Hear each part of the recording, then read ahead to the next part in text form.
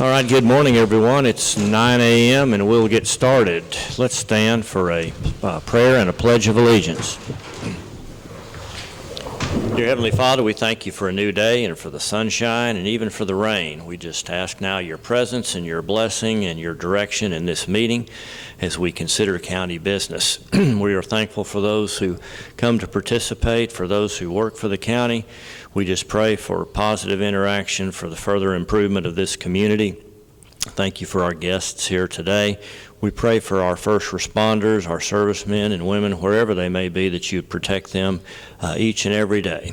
We turn this meeting now over to you in Christ's name. Amen.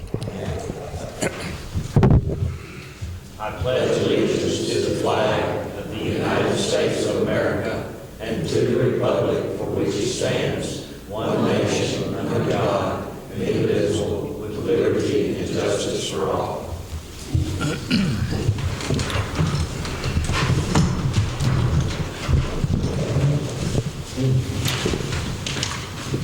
All right, today is our second and final meeting of the month of February 2018. This is the 26th. It's just after 9 a.m. And I'll begin by asking if there are any public comments from the audience during our public comments time to keep us in compliance with Open Meetings Act. If not, I'll move on to... Got one, Jim. Yes, ma'am. Well, I was going to recognize you special afterwards. Go ahead. You are. I just wanted to come in and let y'all know that I've already been to jail today. I'm back on duty, and I wanted y'all to know, all of y'all, how much I appreciate y'all letting me be off, and it helped me. Good deal. And I still get a little stressed out about minor things, but I know that I would have been a wreck working, being JP, and trying to do all those treatments and just all the stuff that's going on with my body and my mind and everything, you know.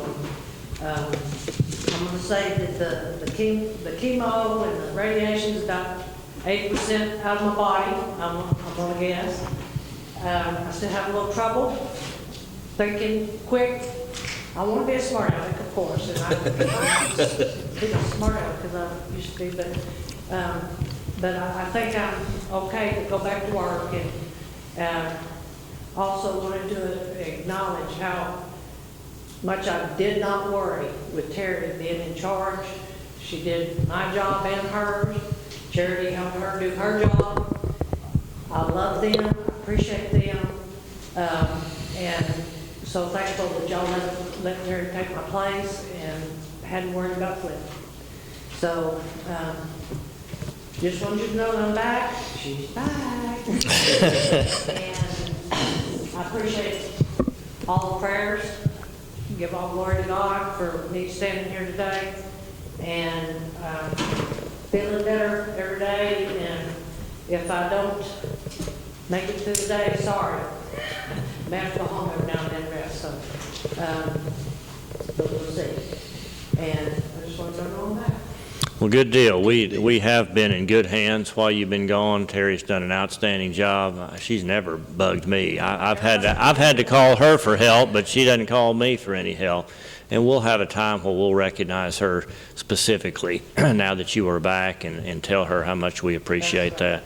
I'm sure she's relieved and happy at the same time, and we wish the best for your continued improvement here in the days ahead. She's already texted me this morning and said, "Hey, you're it." There you go. Well, thank you. I appreciate her, and I want y'all to know that I appreciate how good a job that she did, and I appreciate y'all letting me have a medical leave. So, I'm out. Good deal. Thank you, Paula. Thank you, Paula. See you. Thank you, Paula. Put on there. I'm going to invite Terry over to the next meeting so we recognize her. Anyone else? All right, item number 2, time to approve minutes from our last meeting a couple of weeks ago on the 12th, our first meeting of the month.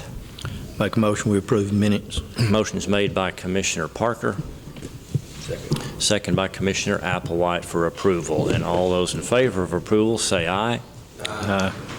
Item number 3, report from our road engineer. Welcome, Roger and Philip.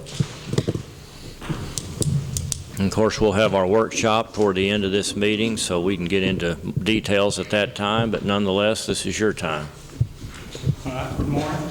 Good morning. I'll give you a little update on our water over the road situation, flooding in the bed. Currently, we still have water over the road on County Road 4550 and a section of 1910 east of 1935. Everything else is clear or just barely got water over passing right now. Of course, we had a lot of damage from flood waters. We got 4 crews working out on it today. I'll kind of go through some of this, kind of tell you what we're working on. Of course, Al just called me about County Road 1042. I'm going to send a crew out there and see what's going on with that pavement structure. We got a patch over covered on County Road 1675. Out at the intersection of County Road 1250 and County Road 1360, we had some of our road washed away. We're going to try to get it repaired today. On County Road 4660, we got a lot of driveway pipes cleaned up, or stopped up, that need to be cleaned out. And that's from 1735 down to County Road 3735. Then we got a culvert we need to clean out on 4735 and look at the pavement structure there and see if we got any problems with it. We did have problems at the end of last week on 4815. There was a section where the water was going off the road. We actually had some big craters show up in the road. We ended up putting 6 yards of material in there and filling that in. So hopefully we got that fixed now. Let's see, we got trees we got to pick up on 3265. And we got 3 trees on 3245. We're trying to get picked up today. On County Road 1670, we're going to try to clean out the upstream end of the first culvert, just the first one from 1402. It looks like the upstream end of it was stopped up pretty bad when it was going over the road. It was dropping off on the downstream side pretty good.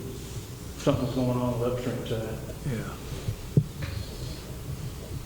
Then also on 1670, under that big culvert, one of the problems we've got down there is the local drainage water that runs to the creek itself. Yeah. It comes down our ditches. Yeah. Our ditches don't go all the way to the creek. Yeah.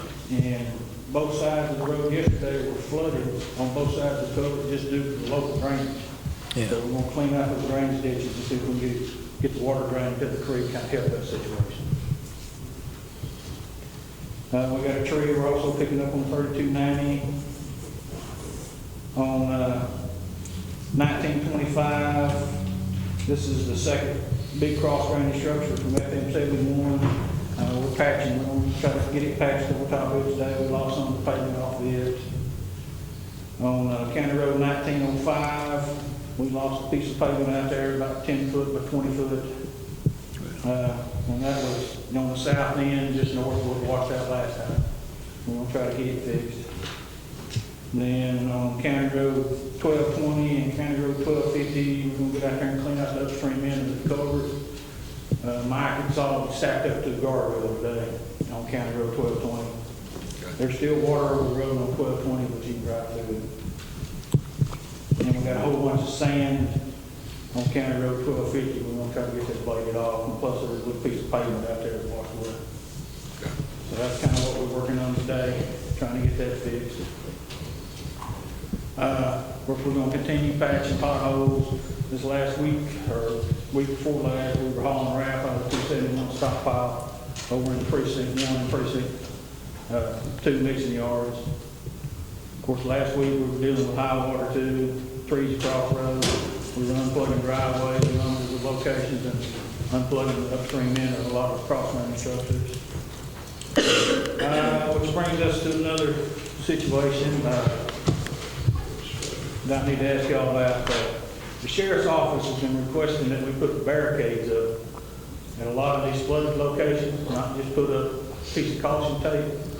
Now, is that something we need to start doing? I mean, we only had like 4 sets of barricades. Now, at one time, we had like 27 locations where the water over the road couldn't get through. Now, if we want to do this, it's going to be expensive, but we need to buy a bunch of barricades. Now, when you get into the cost of them, you know, if we, one set of barricades, that's just a type on barricade with road close sign on it. The plastic ones, you buy them, they're $235 a piece. That's for the barricade, type on barricade, and the road close sign. If you bought 27 sets of these, it'd be like $12,700. Now, is this something we want to do? We want to just keep putting up tape? Question. The four sets, we had 4 sets of barricades there probably, but we made them in the wintertime when it was cold and ice, December. Probably the 4 you used was those we made. Probably. There were some more metal ones too that just Yeah, folded out. pieces down. We had, I think, 6 sets out there at the precinct part. Well, nobody knew where they were at then. They're out there at the farm. In that I don't know little if they're shed. still there, but they're, Yeah, they're no longer there. Throughout the years when we put them up, whatever, people would just knock them off. but you're going, One of the two, they're no longer there. We only had 2 sets. 2 sets of Man, we can probably build some too. Now, we can't build the road close signs, we still need that. If we want to put the road close sign on the barricade. Well, Ford wouldn't even do precinct 1, I can tell you. Right, that's what I'm getting at. I mean, That's right, we had like 27 roads that run with water. You have to put one on either side of the water? Yes, so if you had 27 sets, if we bought 27 sets, it'd be $12,700. Oh, that's 27 pairs then. 27 Okay. pairs, yes. Why does the sheriff don't want that yellow tape across? I think on some of the deeper water locations, they'd rather have the barricades. Some of those are just gonna be temporary anyhow, they're gonna go down. Right. Most of them, actually. 1905 won't go down. I'm thinking that's the only one that won't go down. Well, 4550 gonna go down, it's still up right now. Yeah, I'm in my precinct. At 1910, 4550 is going another day or two, and it'll go down. We always put tape because we ran out of barricades when you get a general rain like this. right. And we usually checked it in the morning and the afternoon. As soon as it went down, we thought it was safe enough, we'd take it down. But we've also had put barricades up and they end off in the creek too. Yeah. Or somebody steal them or run over them. Of course, the tape doesn't seem to stay up long either. People run through the They'll tape. drive right through it. Finish line. I know. If I may comment on this, the issue with us putting the tape up is it's just too easy for them to disregard. A lot of times because of what we have to tie to, it's gonna be 4.5, 5 feet off the ground. They'll drive right under it, the car, not realizing that, if there's high water there and I was able to go under the finish line, so to speak, there's no way I'm gonna make it through water. And having barricades, it's a little bit harder for the disregarding. I don't recommend putting up a sawhorse. A sawhorse, somebody pickup's gonna bump it and knock it out of the way. The plastic one's the same thing. To me, if you was gonna do anything, especially if you're building yourself, I'd do it like a triple or 4-pair sawhorse, where it's gonna take 2 grown men to pick it up and move it. Kind of like a factory barricade with 3 slats. Yeah, yeah. Make it heavy enough to where it's not gonna wash away, and that if it's gonna be moved, they're either gonna tear the vehicle up, or somebody's gonna have to purposely get out and move it. The tape is a good, easy, quick fix for right then. We're hoping you don't have, 2 more vehicles down in the highway where you've already got one. But it's too easy to disregard. And we've had in some places where we ended up putting, 3/4 of a mile up the road before where the hazard was, because if we didn't, they'd come around that blind curve right to the tank, right to the water. So that's why when y'all get called now for a barricade, so we just take it to work. We've already been out there once on it, or multiple times, and they're still driving to the tank or driving under the tank. So what do we want to do? They drive around barricades too. Yeah, they can. Yeah, they do it all the time. Run over a barricade at 1905. Somebody run into it, tore it all to pieces. Had to bend their car up. I don't know what they run over it with.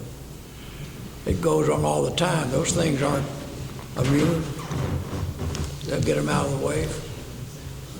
There was a grant deal last year through TAC, wasn't it through TAC, Judge? That it was $18,000 grant that we applied for, but we were one of the ones that didn't get it. So I don't know if it might come back out again, that we could, you know. Now, those grants, they inform the judge or the commissioner? How do y'all know about it? They came to a meeting and talked about, I think that was 2 years ago. Yeah, I think it, yeah.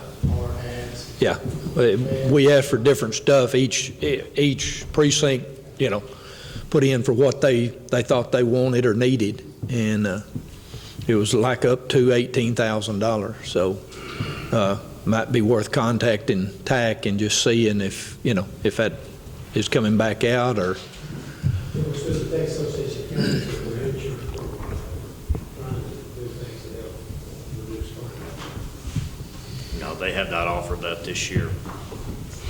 What about right now? You know, you're assuming that the rainy season is over. You're going to postpone this till next year? No, it's not over. He's asked a question. Let's give him an answer. I'm not sure we've got to the rainy season yet. Yeah. Not spring yet. It's not over, we haven't got May yet.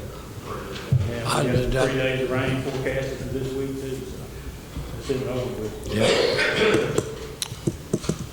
Well, I think we should do what we're doing for the time being, and then as winter time comes, we try to build some more as we can. If it's rainy days and we can't work outside, that would be my recommendation. Anybody else have a different idea? Do we want to put the road closed sign up on every barricade that we put up? I think you need to put something on there. And if we're going to build our own, I think we need to get some of that reflective tape that they use on these trailers and go all the way across it. If we build the long ones like Clint's talking about, go all the way across it with that reflective tape where it can be seen. Right. And possibly the road closed sign reflective too. I know that's going to be more expensive because I priced some last year, I guess it was. How long would it take you to get some if you bought some, Roger? I probably want to take a week or two. Okay. You know what, I had one of those like the TxDOT has, triangle, aluminum. Someone stole it. That thing cost a ton of money. I didn't buy it. It was there when I got there, but it was I went to get another one after somebody stole that one. I'm telling you, I think $300 or $400. Mm-hmm. It was aluminum. You just pull it out. It was easy to put up. Somebody else, I guess, sold the aluminum. I don't know. Yeah, that's a possibility. It was gone. Roger, what's your opinion? You know, how did you all deal with this at TxDOT? What's our exposure here? I mean, what's our objective here? To spend as little money as we can, or to save a possible real problem? Well, you're trying to save people's lives. You know, there's a lot of people who just would run out there and run through that water and not even think twice about it. I mean, that's the objective. Try to keep them out of it. Try to keep them out of a dangerous situation. It's not just an inconvenience, it's a real hazard. Yeah, some of them are real bad. I mean, it gets to the point where we close them. It's up probably on the bodies of our vehicles that we're driving through there. You know, up to the body of the pickup. Of those 27, would those 27 be at least that much? Or on a, what's the relative comparison? We actually take them off. They've got to the point where you really can't drive through them safely anymore. Okay. Where it would wash off a small car. And you had 27 roads that were, in your opinion, unsafe to drive through? Yeah, we had 27 roads closed on the list at one time. Okay. Well, it seems to me we ought to divert some funds or devote some work to getting this done pretty quick, because we're having an awful wet year here, and it's not done. It's maybe not even started, like you said. We've got more coming this week. I mean, this is February, guys. We ain't got to the spring yet. We haven't got to the rainy season. I don't know if we need to be buying this expensive stuff or we need to make some. I think we need to make a commitment here to getting some proper barricades up where it's needed. If we've got people potentially driving into 2-foot tall water. You can't see the road, you don't have any business trying to cross the road, but Well, they're they gonna do it anyway. drive around those barricades and go through those roads anyhow, all the time. Two cars on 1905. That's where White Oak goes over, and it's a long bottom. Two cars come through there, the lights. I'm sitting down there at the barricade. Here they come through there. They ignore that with them At four-wheel least drive. but they know the risk. If they choose to go around it, they know the risk, and hopefully they've slowed down. I'm worried about a road that's completely unmarked and somebody just trudges into it if we haven't done anything. By the time we can get them marked, they'll be going down in most cases. Yeah, sometimes they are. Sometimes. Well, I understand Both sometimes. sides marked. You know, it could be 5-6 hours later, you can go through it. But we do have some locations that are pretty bad, that stay underwater, 2 or 3 days. What would you like to see us do? I wouldn't mind buying like 12 sets of them right now, just to have them on hand. I think that would be a good start. Now, I was just looking at the top ones, plastic ones. We've got some of the wooden ones that are already rotted on us and stuff. What is a type 1? More like a sawhorse? Yeah, it basically looks like a sawhorse. It's got a little A-frame support on each end, made out of plastic. Then it's got a plastic rail that goes across with reflective sheeting on both sides. And what we've been doing is just attaching the road closed sign to that rail. It doesn't come with a road closed sign? Now we have to buy it separate. Okay. Did that price you quoted include signage? Yes. That was for 27 sets? Yeah, 27 sets of them, which is 12,000. So 12 of them be about half that? Yeah. Okay. I'd suggest that you all do that and then add to that with some handmade, homemade, shop-made during your off hours. Here, the sheriff's recommend you this. I don't think he would do that if it wasn't serious. Now, to purchase 12 sets, can we get some emergency funds, some of the carryover that we had last year? Can we use those funds? Carryovers in your number. It's in our number now? In your number now. Because what the court approved in the budget was you carry over whatever rate they added 252. I didn't think it actually carried over. Yeah. Since the amount that carried over was different than the first estimate. That the actual end. The actual Or we've got contingency money to do it with, but it's all a matter of how much priority this is. If we don't have, how much money do we have in the sign budget?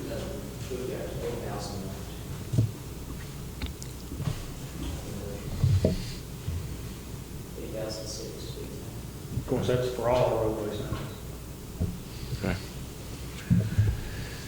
Well, I've only heard one motion. That's not even a motion. Commissioner Riddle, if you want to put your idea in the form of a motion, let's get something voted on here. Let's do something. No? I don't know whether to buy some. We'll do that in I our... would make a motion.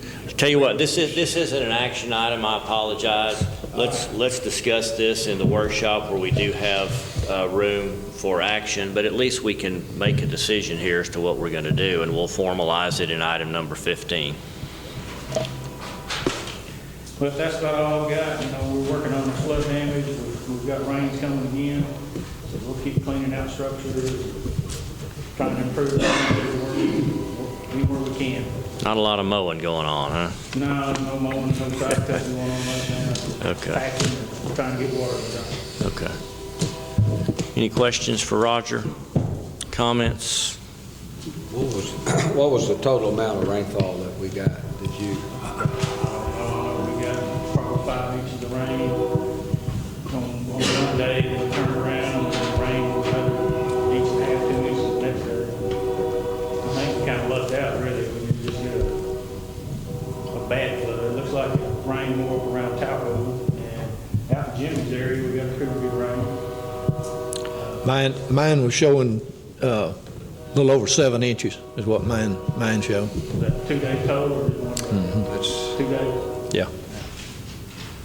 I had between 7 and 8 inches out around my house, at the southwest part of the county. Me and Dana talked about the situation up on 1925, where some people were kind of trapped in there and couldn't get out.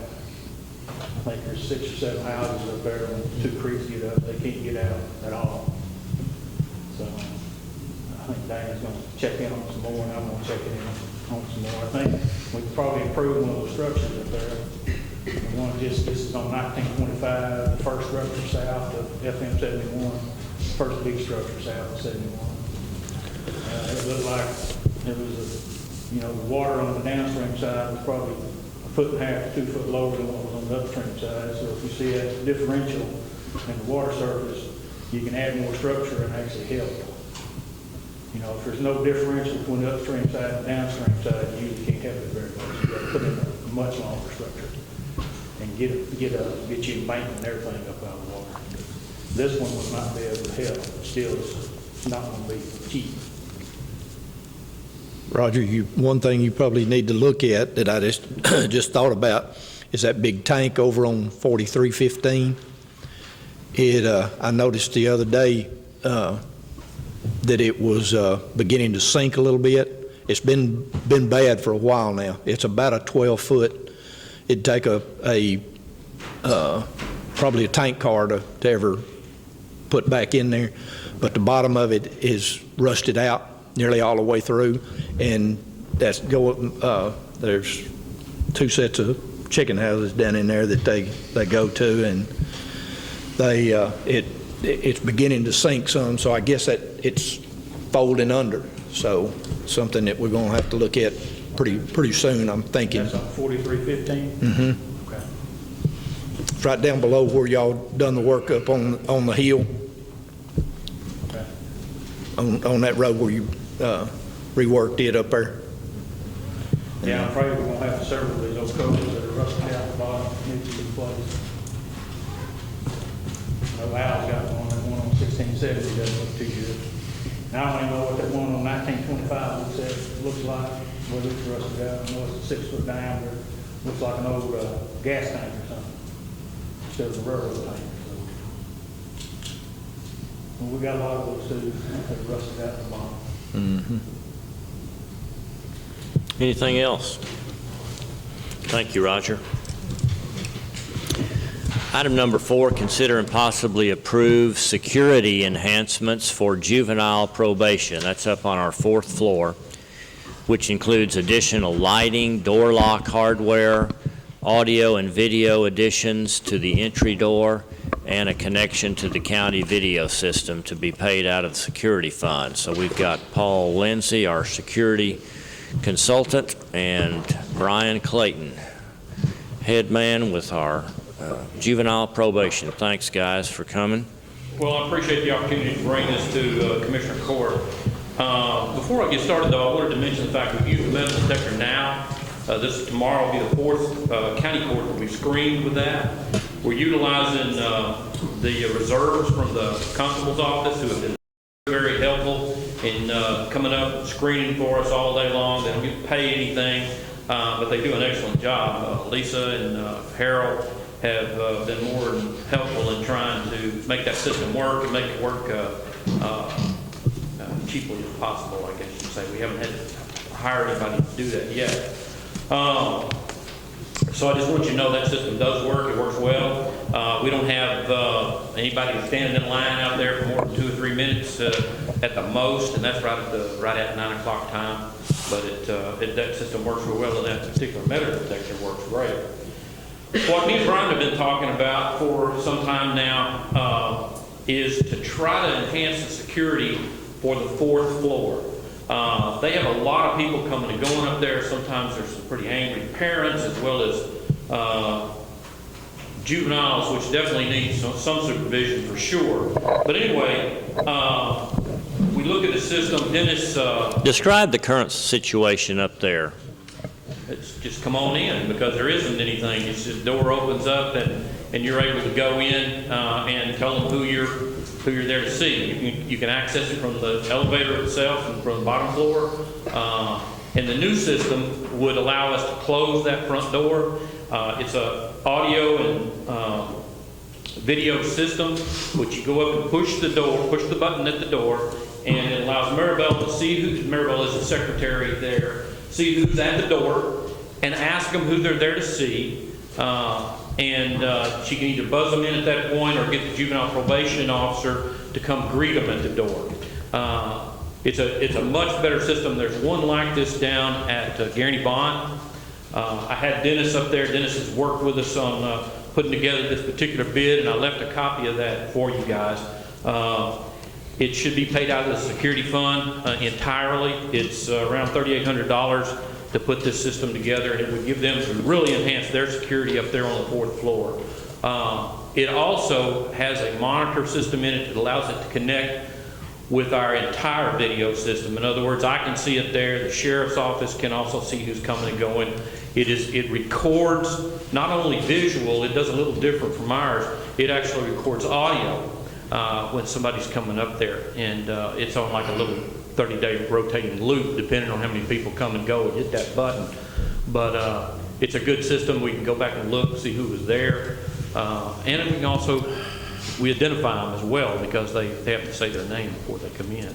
So it's a good system. It really is. It's one that I think they need up there at juvenile probation. And hopefully we'll be able to get that installed. I think Dennis needs a couple of weeks once we give him the go-ahead to do the system. Brian has, let me let Brian come up here just a minute. He may have a few things he wants to say about it.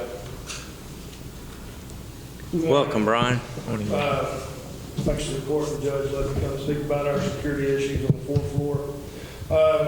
Been working with Paul Lindsey, County Attorney's Office. He's been an integral part in helping us to come up with a plan to keep my staff safe. As long as, you know, we have what we have is walking in the front door, access to any of the officer's office. We walk in right to the left, there's an officer right there. Someone wants to do harm to her, it will take about 5 seconds to do that. So with this plan, I believe it's reasonably priced option to control access to our offices. Allows us to identify who's wanting access to our office and why they want access to our office. So I think it's a good start. We can't control who's coming to see us.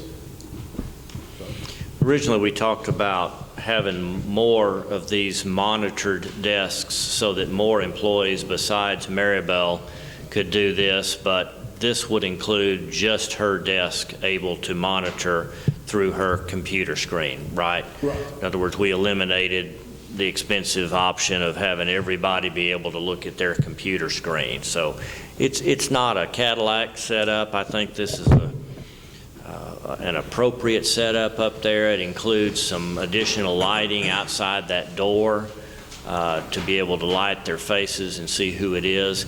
Now, this bid doesn't include any glass in that solid core door right now where you can't see anything. They don't even have a peephole in that door. Right. It would be, he was talking about putting the peephole, or it'd be a broad view when you look through it to see who's out there. If my officer right there beside the door, instead of walking all the way to Maribel, she can look through the door, identify who it is, because, you know, the officers know who they're working with, and who's supposed to be there and who's not supposed to be there. But that would be in addition to this, and we'd need to get a cost on getting some break-proof glass and like a 12 by 12. Isn't that what we had kind of talked about? The Bobby Joe experiment about that, because Yeah. he came up there and looked at it. Yeah. He's got a little device that you put in that door that is what Brian was talking about, is wide angle. They can't see you, but you can go to the little hole and peek through there, and you can see the whole setup. $40 is what you can get that for, and I don't know what he installed it for, but when we kind of got away from the glass just a little bit, it looks like that's a pretty good system. It just, I think it worked better. So he's talking about $40, and I don't know what he would charge us to install. But you've got to walk up to the door in order to look He through says that. you can see who's standing at that door from about this far away. Okay, good. It's that good, it's only $40. Okay, give it a try. If that doesn't work, you can make it a larger window later on. Well, I mean, I think that's what Bobby Joe And said. if he said if we didn't like it, he'd buy it back, and it would be in a spot where the glass would go anyway, so it wouldn't be another. Yeah, that sounds good. Okay. All right. Motion is made by Commissioner Fields to approve this $3,854 expenditure out of security funds to install door strike, electric door strike, intercom control with audio and video, and some additional lighting. Now, this doesn't include the additional lighting, right? Did you ever get an electrician bid for some additional lighting? We did, James did that for us, and I'm not sure exactly what the bid on it was. Did he show it to you? Do you remember? The bid? Yeah? No. Okay, so we don't know about that yet. Was it 500? Put a new light out there? Let's see if either. No, I didn't get a copy of the bid from him on the light. Can you see if you can reach James? Let's see if we can reach James, and then we'll vote on this after. Maybe if we can get a figure on that and get that approved too, so we can get that in the works. There is a motion here. Does anybody have any questions for Paul or for Brian about this system? I'll second. Okay, we've got a second. Let's hold off here on a vote and see if she can maybe get a hold of James and see if we'd find out how much that is, or we could authorize a new lighting. All we're talking about is the addition of a inset, 2x2 fluorescent out there, and there's plenty of power up there. So let's say, how about if we just approve up to $500 in addition for the for another 2x2 inlay fluorescent light to light this dark hallway that's just outside that door. That'd be okay if we modify your motion? Commissioner Riddle, you okay with that addition? Okay. He's on his way up.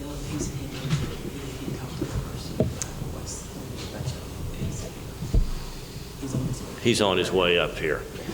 Thank you very much. We'll vote on this without you, but I think he's going to give us a price on what the electrician told him he thought it would take, and we'll vote on that. Okay, thank you. Thank you, guys. Thanks. All right, we'll jump right back to that here when let's give James 30 more seconds to get up here.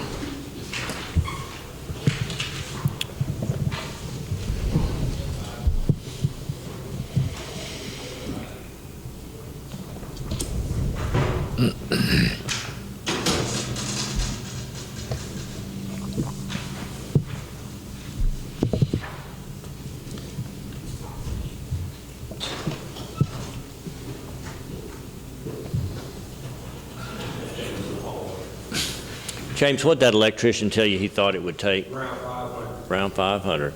Good memory, Paul. Okay. That's it. Thank you. All right, we got a motion and a second. All in favor, say aye. Aye. Opposed? Thank you, guys. All right, Chief Jerry Clark from Sugar Hill is here to talk to us about the sale of equipment in their department. Welcome, Chief.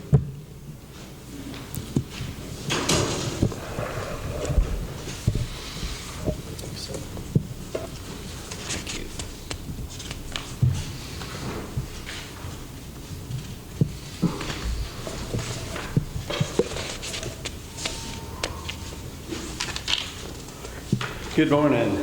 Good morning. Morning. We'd like to thank you for we did take possession of the new 2018 cabin chassis that is going to replace our old brush 22. It gave us 16 years of service. What we have found is we've spent the last 5 years skimping, saving, taking donations, and raising money to try to refurbish the truck. Again, we have 17-year-old plumbing on the truck, a 17-year-old tank that's cracked, and so we found out that we have to replace.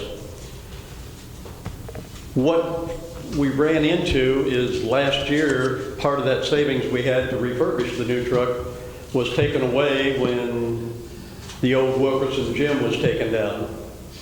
Our fire department was one wall, a part of that gym. We had hoped during the deconstruction of the gym that the brick wall would be able to stay, but during the deconstruction, the brick wall came down. We had 2 bids. One was $12,000, and Lanny Schulteis came in and he says, I can do it for $6,000. So Lanny brought his crew over and they were able to get a wall back up in 2 days to get us back in security mode. Then we spent another $1,100 to get it insulated. And then this year we had an expense of $980 to hydrostat all our air bottles.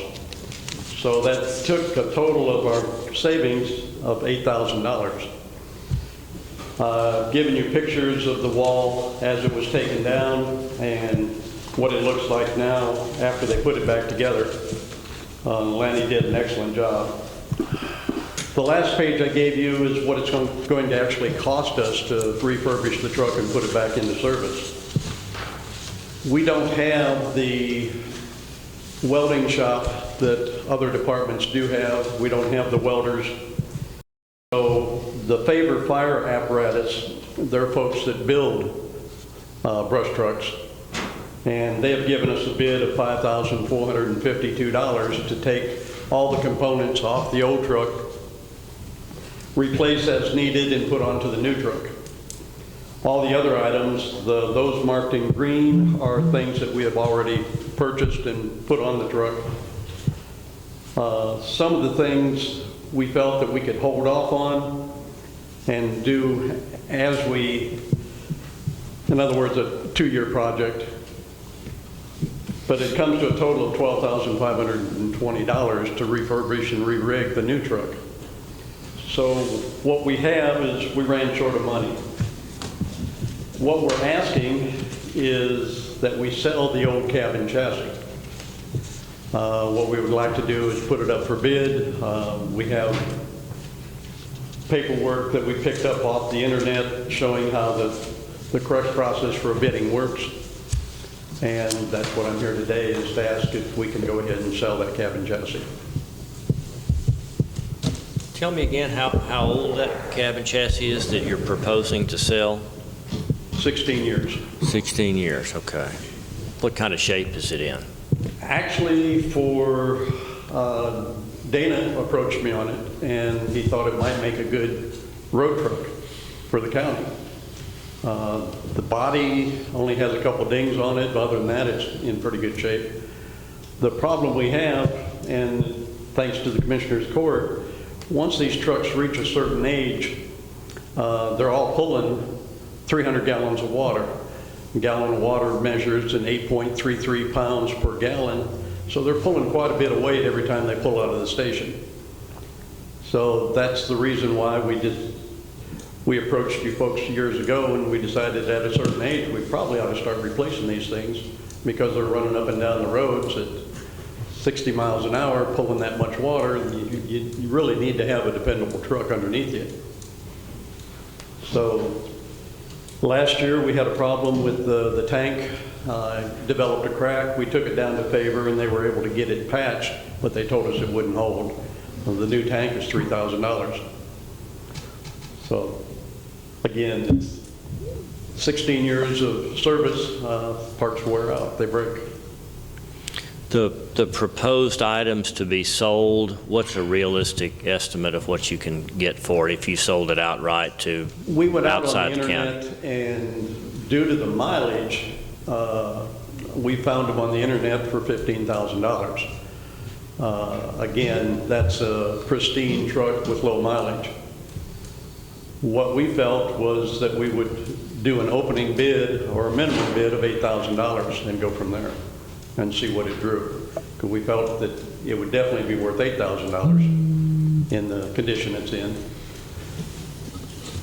And we have several interested folks that would like to put a bid in on it. So that's why I thought I'd bring it to your attention, see if we could sell it to recoup our losses and get the new truck refurbished.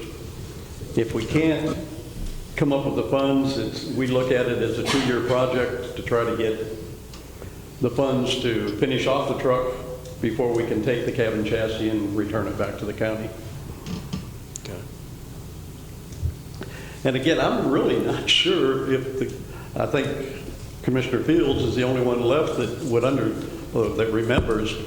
At the time, I think when Sugar Hill was formed, I believe, and I'm going from memory, the county gave us $25,000 as startup.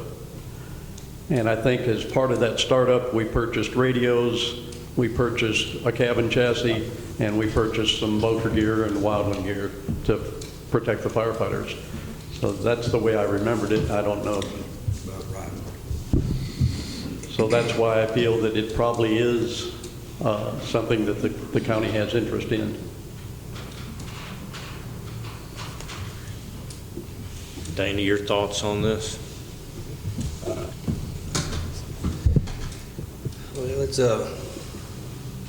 it's a situation that's never been forward here about the truck and everything, because I know we need trucks at the shop for the dump trucks and stuff, and so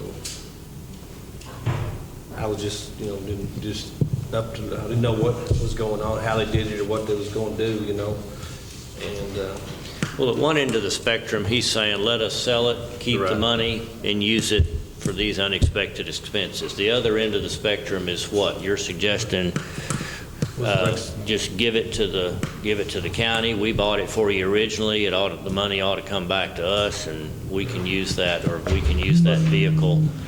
we could use the vehicle. Yes, we could. So, I mean, that's kind of how it was described to me. Right. Is, does the department have the freedom to sell this and keep those proceeds? They've told you they've got a legitimate use for it, but in the future, here you're potentially setting a precedent if you allow a department to liquidate its assets that were possibly paid for by the county. Of course, if it was not paid for by the county, I don't think that we would have any say-so, but this one was paid for by the county. I'm not sure how I feel about that. So that's why I wanted to get this on the agenda, and Dana's not sure what to do. I'm not sure what to do here either. I certainly recognize you've got these real unexpected expenses that had nothing to do with anything you all did, and you knew this was coming. It's unfortunate that wall came down, but you knew that was a strong possibility, and fortunately you got Lanny to do it that looks like a heck of a price to me. So.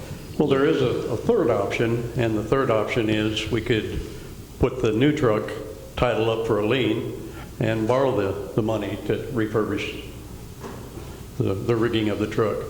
The problem is I checked into that, and they're going to want a 5-year note on it, and I would have to sign it, and I'm probably not in a position to say I'm willing to sign it because I'm not going to be around 5 years as fire chief.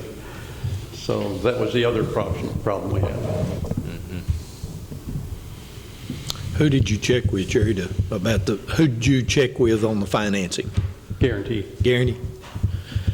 That's who we went through at Nortex when we bought that skid unit we bought, but they let us go for 3 years on it. And yeah, and it's again paying back the loan.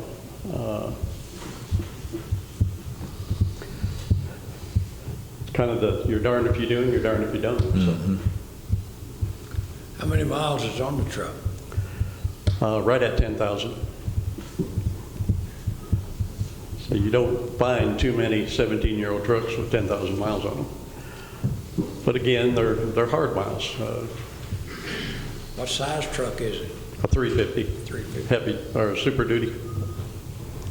And like I told Dana, we're going to leave the bed on it because we had to purchase a new bed. It's got brand new tires on it that we couldn't pull over to the new truck. So it's a 17-year-old truck with brand new tires and a good bed. So it's something that people would be interested in.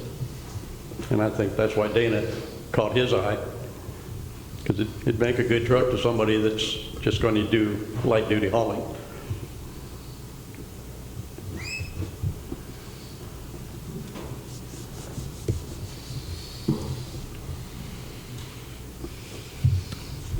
Anybody got a comment, opinion?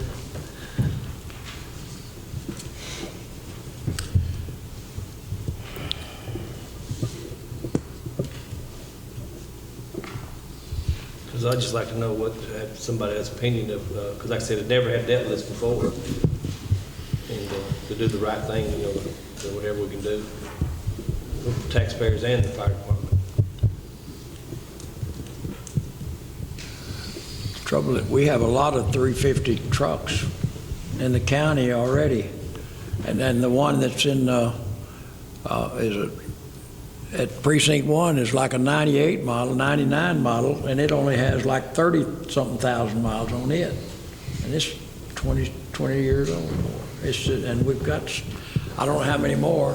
Fields has got a couple of those kind of trucks. They're all, in fact, one is 28, and I think the other is 27, something like that, or was it 90? Oh, no, you're talking about our patch trucks? Our patch trucks, yeah. One of them's got over 115,000 on it, the Yeah. other one's pretty close to 100,000 on it. Maybe 70,000, 7,200.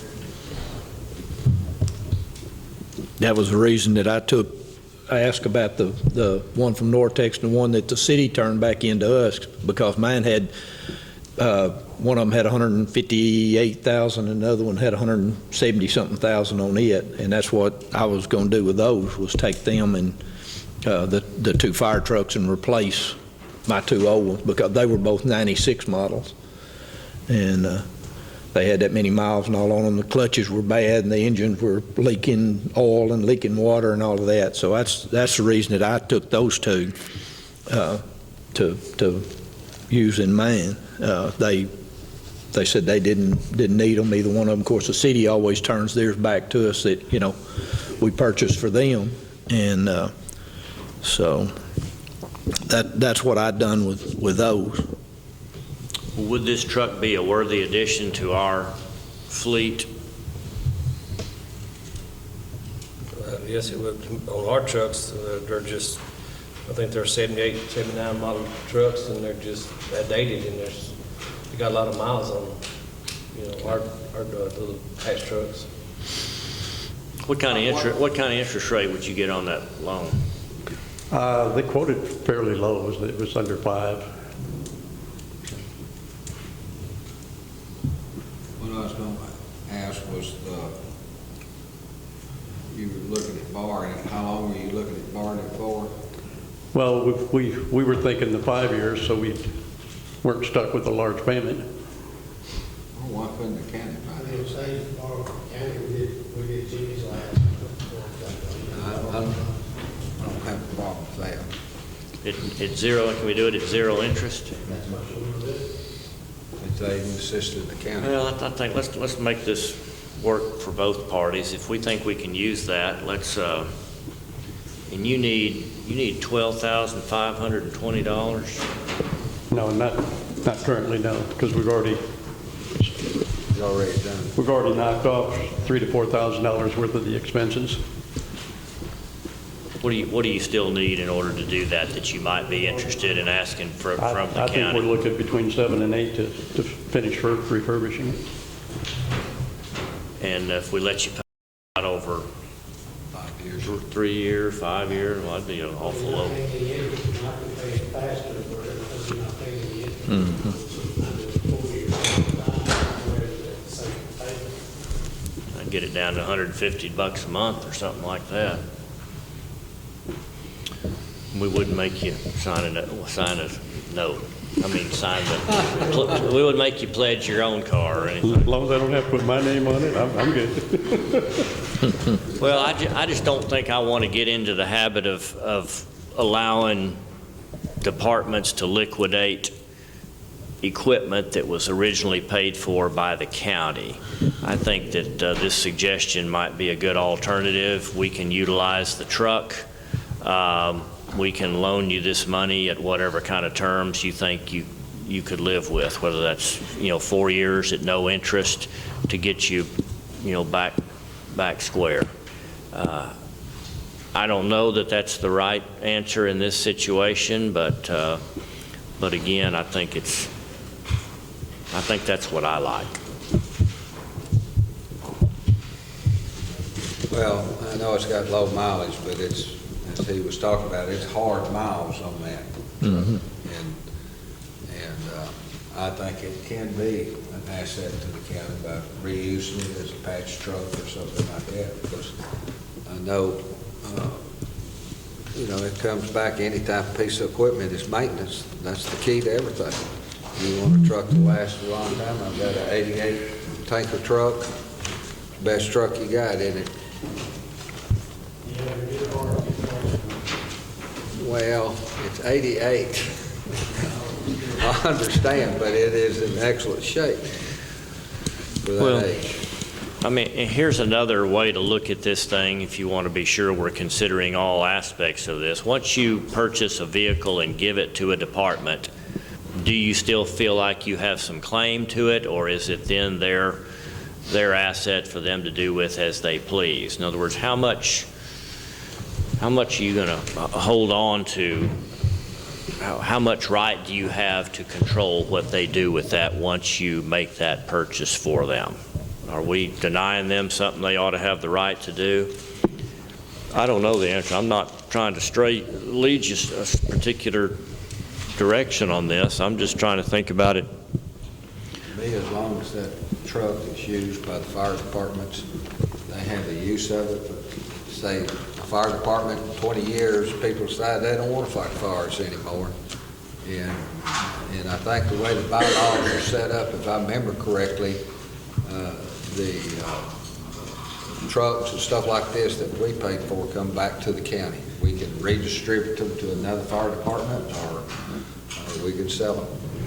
Well, it's not so much the bylaws, it's the 501(c)(3). Mhm. We have to be members of 501(c)(3) to be nonprofit Right. by the state, and that eliminates those that. rules state that if you go defunct, all assets have to go back to the entity. Okay. So do you feel like it is appropriate for us, when they are finished with a piece of equipment, that it's appropriate that it come back to the county? Yes. Including whatever proceeds, even if it was scrap? Because it's just like this. We need to help this fire department. They got a good truck. We can help them. They're going to have fundraisers. They're going to do things the next 5 years, and they'll pay for these things they need to do. And that's what all departments are doing. And I sure don't mind helping them. Those are volunteers, and Well, they risk their lives unfortunately, every day. we don't have the clientele that you got out there in Tri-Lakes. You guys got a heck of a fundraiser every year, and we don't have that. Well, it's a good fundraiser. People, I'm really amazed out there. I think this year we, in the chili supper, brought over $10,000. When we got through, we cleared $8,000. But you got Camp County, you got Franklin County, you got Titus County, you got people all over the county that comes out there. You come out there and support it, and we try to support y'all's fundraisers.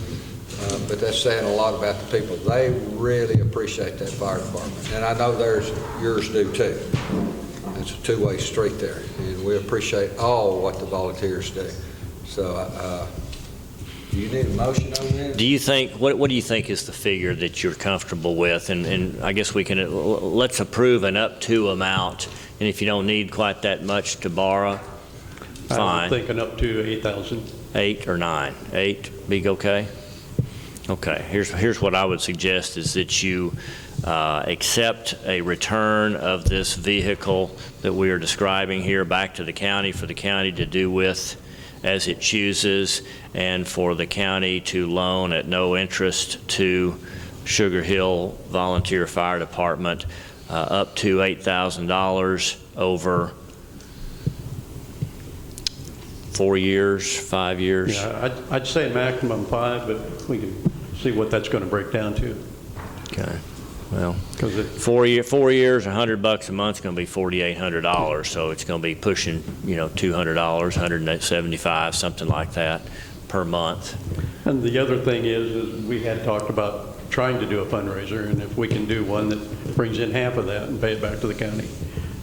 Okay. So, All right. So up to $8,000 interest-free over up to 5 years.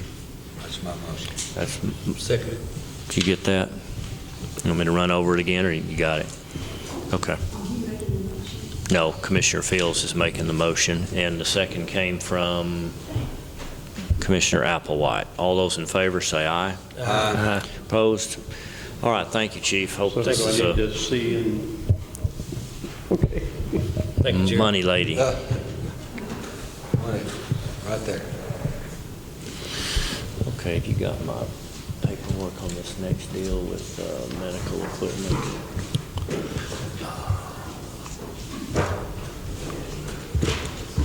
This next item came as a phone call this past week from Judge Lee over in Franklin County.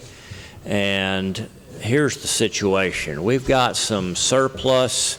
Well, the motion is discuss and possibly take action on the transfer of surplus medical equipment from Franklin County to Northeast Texas Community College, utilizing Titus County as an intermediary. So what it boils down to is I guess with the closing of some facilities over there in Franklin County, there is some medical equipment that will be of a real benefit to the college, and let me tell you why in just a second, and I'll describe what these pieces of equipment are. But because Franklin County does not have the college in their county, they have looked at this and feel like it is appropriate for them. In fact, they were told by their counsel they could only donate this to Titus County. They couldn't directly donate it to Northeast Texas Community College, but if they donate it to Titus County, then Titus County could in turn donate it to Northeast Texas Community College. So here's the letter. This is from Judge Scott Lee in Franklin County. Northeast Texas Community College Department of Health Sciences has been made aware of possible surplus medical equipment in Franklin County. The college is currently working with the Regional Advisory Committee to offer a mass casualty and health care training and simulation. There is a course at the college. In addition, NTCC is developing infrastructure to serve as a holding station for emergency management situations. The following items would greatly assist the institution in these emergency management and planning endeavors. 2 hospital beds, 1 hospital bed with a scale, 1 scrub sink with knee control, 3 bedside EKG monitors with controls, 4 curtains and rails to assist in triage stations, 1 headboard and rollers, 2 mobile sink stations, 1 bathroom sink, an autoclave with boiler for sterilizing, 2 procedure overhead lights for cadaver lab dissection and education, a kitchen sink table combo, and miscellaneous supplies. NTCC greatly appreciates the county's consideration of this request. This was actually, I said it was a letter from Judge Lee. This was a letter to Judge Lee from Northeast Texas Community College saying we would like to have these items. And Franklin County is telling me, hey, we can't give it directly to your college, but we can give it to the county. The county can give it to Northeast Texas Community College. We'll never touch the stuff. We just need the documentation to show that we were the intermediary. I don't think the county has need for any of this, and I think if it'll benefit Northeast Texas Community College, it will indirectly be of benefit to us. if it enhances their training in areas that we need. So I would ask that you allow this transfer from Franklin County through Titus County and into the hands of the college. I'll make a motion, we approve the transfer. Motion's made by Commissioner Parker to approve and second by Commissioner Applewhite. All in favor, say aye. Aye. Opposed? Thank you. Item number 7, consider and possibly approve a request from Titus County Appraisal District to retain budget surplus from 2017. We did this a couple of years ago. Let me refresh your memory on this. Dear Judge Lee, moving forward, this is from the Appraisal District, Shirley Grant, our Chief Appraiser. Moving forward into the year and the ongoing litigation with the Luminant Generation Plant, we are anticipating and preparing for court. During the board meeting held in January, the board instructed me to request that we retain our budget surplus from 2017 encumbered funds for the purpose of litigation and trial on the Luminant Generation Plant. For the year, I have estimated the total surplus to be about $41,600.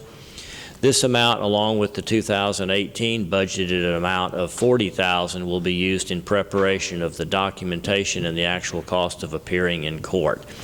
Our portion of this that she is asking to be allowed to retain is $6,821.98.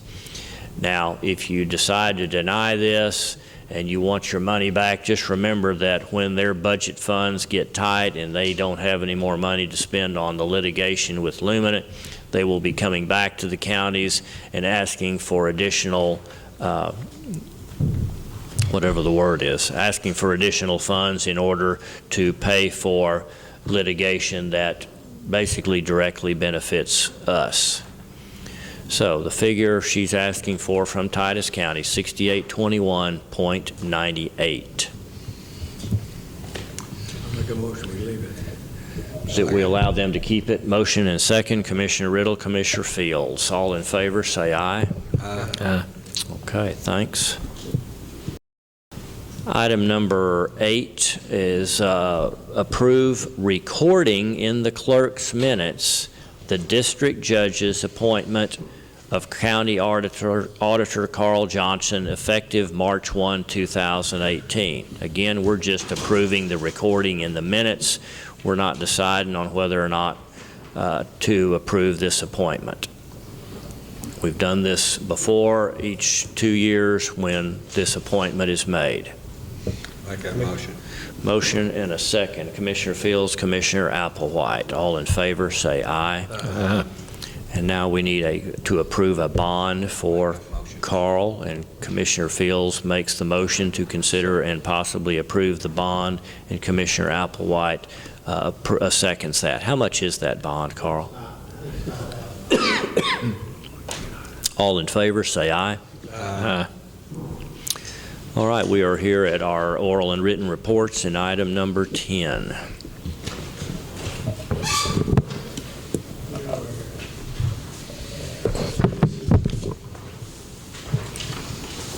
Thanks. Thanks, sir.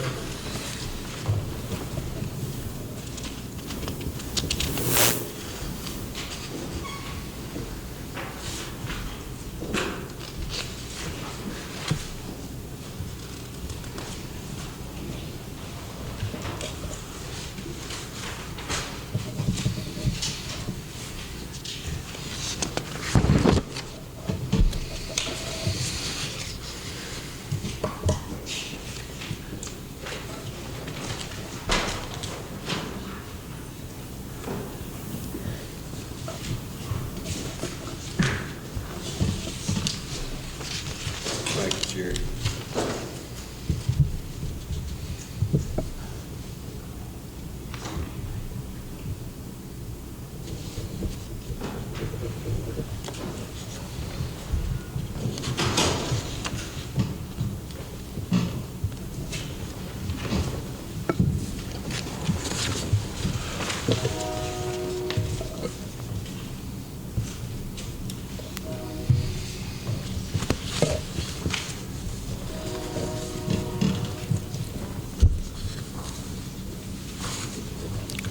Make a motion to approve the oral and written report. Motion for approval is made by Commissioner Parker. Second by Commissioner Applewhite. All in favor, say aye. Aye. And item 11 is consider our treasurer's report.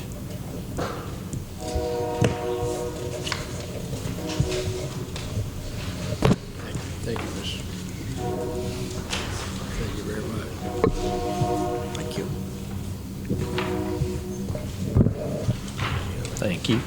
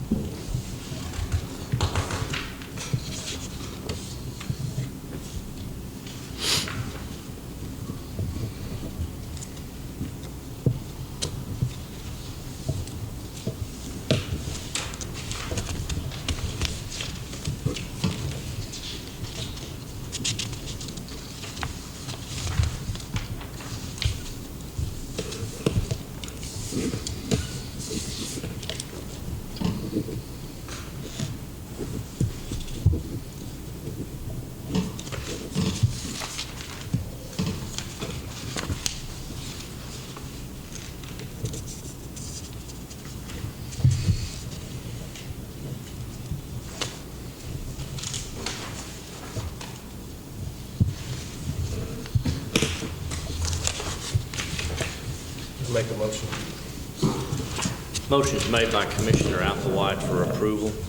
Second. Second by Commissioner Parker. All in favor, say aye.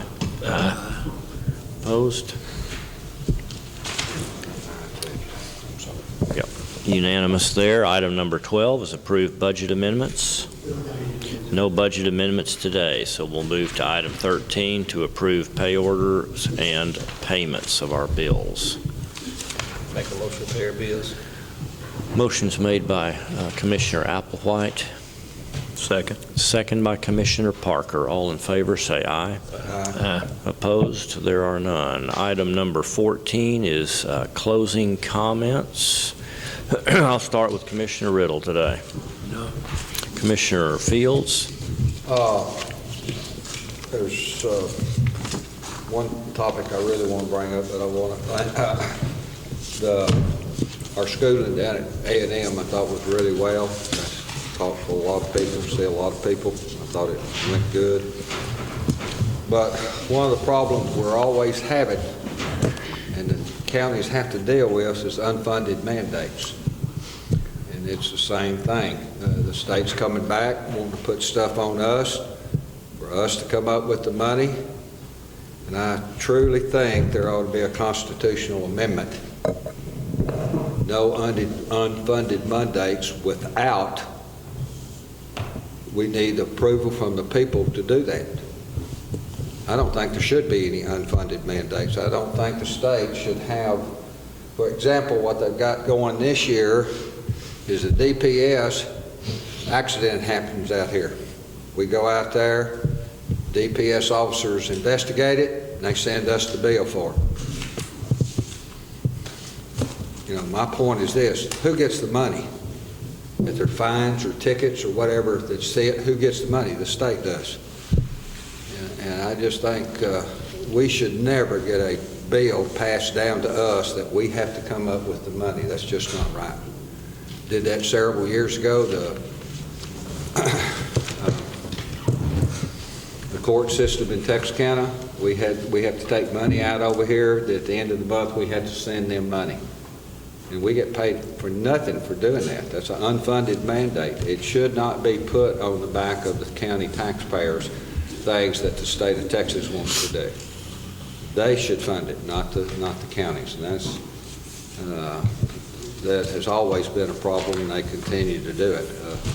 I think we should be able to vote on a constitutional amendment either to do that or not do it. I don't think the counties would pass it. But anyway, that's my two bits. That's one thing that kind of gets me sometime, is when we got these unfunded mandates and we have to pay for it. Or you have to pay for it, the taxpayers. So that's all I have. Okay. Stay dry. Enjoy the sun, all right? To go along with what Mike said there, they had some cards down there that it was actually 2 postcards that you could tear off that talked about, that you send to the governor and to the lieutenant governor about these unfunded mandates, and I have picked up a pretty good stack of them. If anybody would like to have one, if they'll contact me, I'll sure get them one, or pass the word around, and I'll be sure to get them some. They told us if we needed more, to let them know. So I would like to pass that on to the citizen. Okay. Nothing new, just more of the same. All right, we're going to take a 5-minute break and regather for our road and bridge planning with possible action to follow. So anyone is welcome to stick around. Otherwise, we're in recess. Okay, it's 10:35 and we're back from recess to pick up on item number 15, workshop with County Road Engineer to discuss road repair and maintenance planning with possible action to follow. So I will turn it over now to you, Roger. All right, has everybody got their maps and their position program? Yes.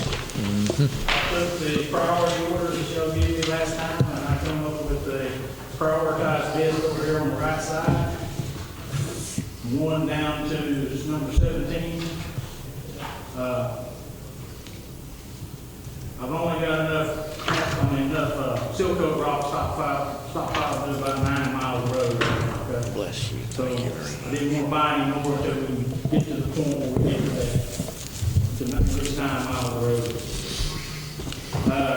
I'm hoping we can do more than 10 this year. Kind of depends on what kind of weather we have and everything, what expense we have, and other expenses. But I'd like to get a little over 10 miles of road rehab this year. And this is the order I came up with. It's kind of hard to balance it by precinct as you go. I was trying to as much as I could. And that's how I come up with this list over here on the right side. I don't know how much y'all reviewed this. Or is everybody happy with this list? Not happy with the list? Do we need to change up something? Do we need to add roads, take roads out? Well, I would like the 1,200. If any, looking at that thing, I can't tell for sure whether that's where was mined, where the ground was mined and is filled in. I don't think we should I don't think we ought to seal coat any of that, because it's going to continue to sink and move around for some time. I don't know whether you've went past it or. We went past it. We started down there where the box culvert is, isn't that right? Yeah. Where that box culvert is that the state put in? Oh, no, on the south side. South side of what? I thought it was Of the mine, of the south side of the mine part of the road. Right, from the overpass. Yeah. Nowhere. That one, yeah. Yes, yeah. We talked about it and we weren't gonna do anything. Yeah. We got something else from, yes.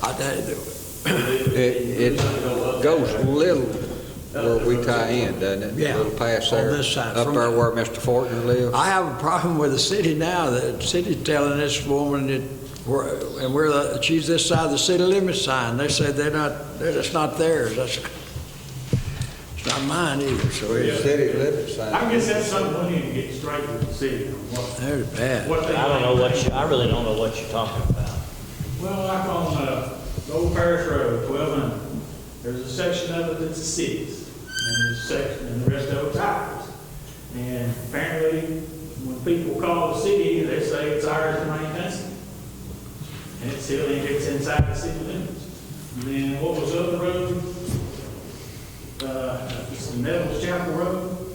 What is it, 16? What is number 10?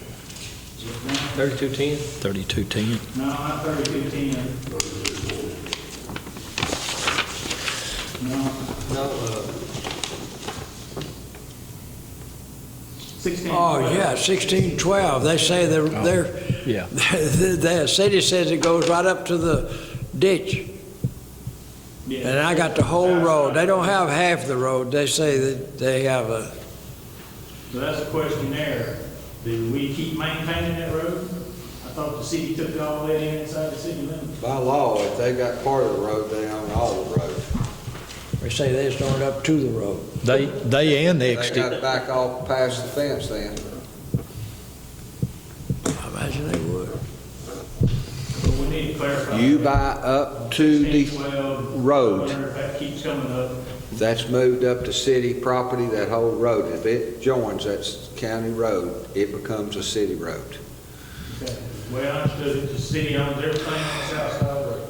It's all, or cities, it's all in the city limits on the south side of the road. So that's all there is. That's what they tell. They need to Why relook don't I at see that. if I can get Mike maybe to address that?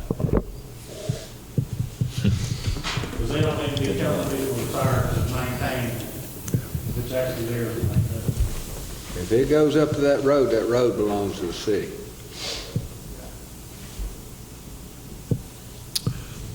Well, that's the other part, one last year, which one was that? The one by, where the hot mix plant is? yeah, so spans, Yeah. Yes, by Spans there. yeah.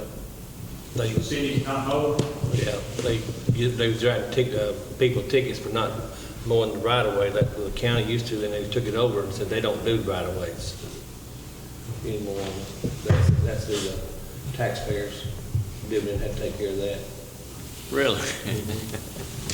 We went up there and mowed it anyway, Yeah, we mowed it. But they Keep would- mowing it? but they was, the city said that was the city, but the taxpayers are accountable for mowing their own right of way. And I said, how hard is it to go down there and take a mower and mow that wrong? It's nobody, Well, it's a city road. I have in the past out on 1200, if we're going that way, and the city has asked me to aid and assist that road behind, going to like the high school, P.E. Wallace, and we could cut that back, brush cut it one time to open it up, because it was out hanging, hitting cars and stuff like this. And we just had a aid and assist program with them, and we helped them. Right. And they have helped us on projects. But where they've helped us in the past was Grado. Well, we got a Grado now. We don't need that Grado. But we would turn around and aid and assist them. We try to make it a two-way street. Why don't I just ask him to come up here, and let's at least, whether we agree with it or not, I don't even know what he thinks. I'd like to hear it straight from him before we assume somebody else telling us something. Like the lady, I just told her, I said, she had no way of mowing it. And I just said, if we're there, we might as well just do it, just help them out, But they told me right up that they didn't mow right of ways. And who did you call? I'll just make the lady that said the county, code enforcement, yes, code enforcement lady, Debbie. Debbie, that was out there, that since it's took it over by the city, that the people that own the property, they're liable for the front of their property. So we have questions about road maintenance and right-of-way maintenance. Right. And it sounds like their attitude is they are responsible for everything up to the road, but that's still a county road. Right. Or the city road. They said the city took that road over, partially out that trailer park. Spanned over there, the city took that Yeah. over. So they are saying they will repair and maintain that road? That's another deal. They never did say anything like that. They just told us they wasn't gonna mow They it. ain't gonna do no more than they have to. No, they weren't gonna do more, like I said, no more than they had to do. So when it goes underwater and falls apart, are they responsible or are we responsible? See, I don't know. We'll have to ask. Get it straight. They annexed the judges. If they annexed it, it's on they own both sides of the road, then yeah, it's Well, theirs. that's what's But logical. if they're saying they took it to the edge of the road, their property goes to the center of the road, so if it's center of the road, the road ought to be theirs, the way I look at Well, it. let's just get Mike to tell us what their position is. We need, Work that out. that question need to be asked somebody like Allison or Bass or somebody like that, to make sure we got the correct answer. All right, so y'all had a chance to review this? I'm sorry, go ahead. What'd you say? Have y'all had a chance to review this list? I have, mine, just precinct 1. Okay. You got a culvert that's too short that needs to be done before you seal coat it, 1670. Yeah, I mean, we'll work on the covers, we'll work on the. Well, it's just too short. It's one of them not WBA covers. 13 foot, 12 foot. Put it in the 30s. It's too short if you seal coat it. That's a big one on 1670. Oh, yeah. Well, that one, I don't know what to do about that one, but that, I wouldn't seal coat that valley down through there. Like you said about that, you were telling about that ditch we were talking about this morning. I'm telling you, you ought to go down with friends. That road is a ditch, the whole thing, side to side. I didn't see it till after I got home. But as far as the prioritized order over here on the right side, are y'all good with that? I want to finish up County Road 1065 since we started on it. Then we'll go to Al's section of 1200. That's number 2 on the list. You're talking from down there to the bridge, out there past, Going north, from the bridge going north. Going north, it just 2 goes, miles. Yes. because it just goes to what, maybe you might see something different, but that's a partnership there where Mayfield lives, and it goes up there to Fortner, Yeah, about that far. Oh, It's gonna go to, the Go. whole road is like 4.5 miles long, okay? Half the road is, I thought was precinct 2, and the other half It is is. precinct 1. So, From Mayfield's What north. we're gonna do is just do the first section of it, which carried, covered precinct 1's part of it also. Mayfield, you talking? Where Mayfield. Yeah, Mayfield, that's 1220. Right there. Well, no, I'm talking about Right. where his In the past. in-laws lived. Yeah. Precinct 1 maintained all the way up to 1240, and then precinct 2 went from Right. 1240 on up. So we thought we'd just work that road, 2 sections, first part of it, and then get the latter part of it. Goes a little on further up when me and you go together. So we've got the first part is priority number 2, and that's our section. And the second part is way down here, priority 16, and Mike A. Lowe, I think, was priority. And we did a pretty good sized section of it, Yeah. probably 5 or 6 years ago. Uh-huh. So, we'd like to get the other half of it for sure. Is the priority part the part that's on the eastern end or the western end? Do what? Or northern or south on 1200? You got a map. 1200 would be the first priority, would be the first section. Oh, okay, that's right. You've got the numbers referenced. I'm sorry. I got you. You see the 2 Yeah. and 16 It's on the the map? south, it's the southeastern is the priority, highest priority. Yeah, which would catch most of the traffic coming in and out of that, off of that. It catches all the traffic. It catches all of it, you're right. Yes, on the southern part of it, yes. There's a lot of people live back up in there. How you gonna do, 14, you want me to go all of mine? 1468? Or the way you can just ask wherever you want to. 1468, it's. You got it, we got 1.5 miles. Yeah, I've got it down here at number 8. Number what, oh, over here on the priority side? Okay. Yes. Yes. All right, but, okay, so I don't think, we just reworked part of, some of that road. Okay. So I don't know, I can't tell you, I don't know how much of it I work, huh? You don't think it's that long, is that what you're saying, or? The what I reworked? Oh, I don't know, no, I don't, oh, you mean there's you're not talking about doing the whole road? I think it's longer than 1.5 miles, The huh? whole road, but you think just part of it needs to be done? Sir? Only part of it needs to be done? Yeah, I haven't looked at every one of these real close yet. okay, well, we did a section of that road. I mean, worked it and the ditches and coal mix. But do we want to go ahead and seal the whole thing over there? Well, okay. That'd If we're there. be a good permanent fix for it. I think the ditches, I think it all drains pretty good. I think it would be but I thought it was more than a mile and a half, maybe. Well, these figures come scaling off this map, so I don't know. they haven't been actually measured in the field, they just been scaled off this map.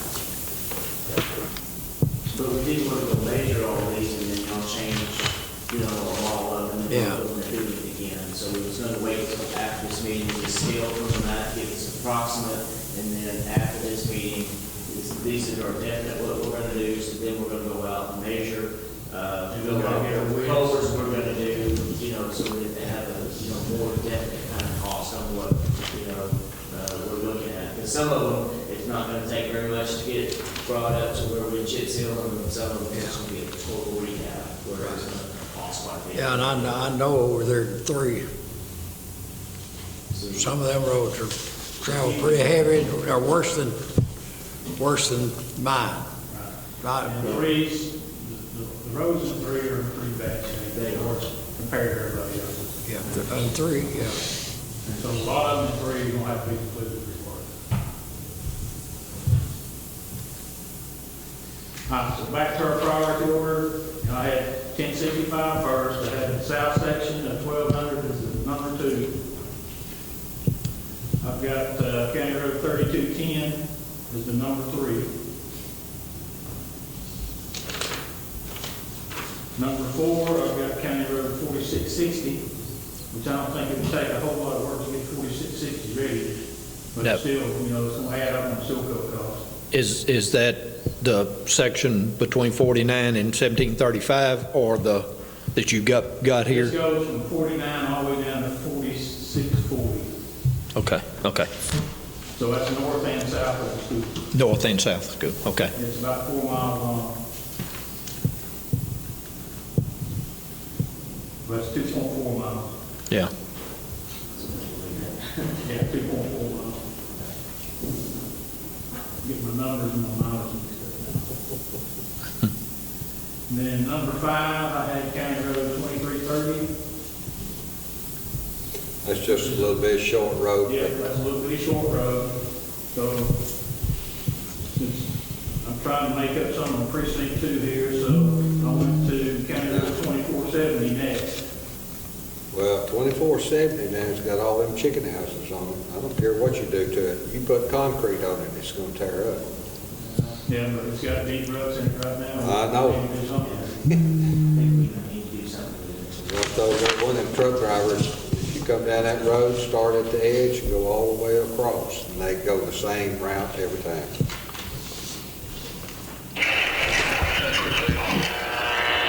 And the 7th one, I've got 3225. It's in precinct 3.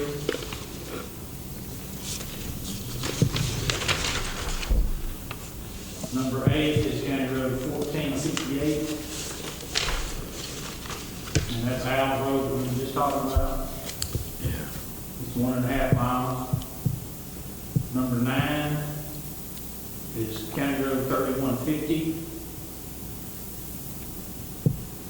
which we've already done some work on it. I don't think it'll take much to get it ready to seal. Number 10, Mike's got 3 little short roads over here in a horseshoe shape that he was wanting to do. They come up to about 1.35 miles total. We, fix that. You turn down that first road to the corner down there around that, and it's in pretty decent shape, but now that old blow sand, it's gonna fill right back in when you clean them ditches out. Right. I mean, but those, that was one of the roads I was fixing to redo year before last. Right. And, a lot of gophers and a lot of blow sand. It's gonna be tough to hold it up.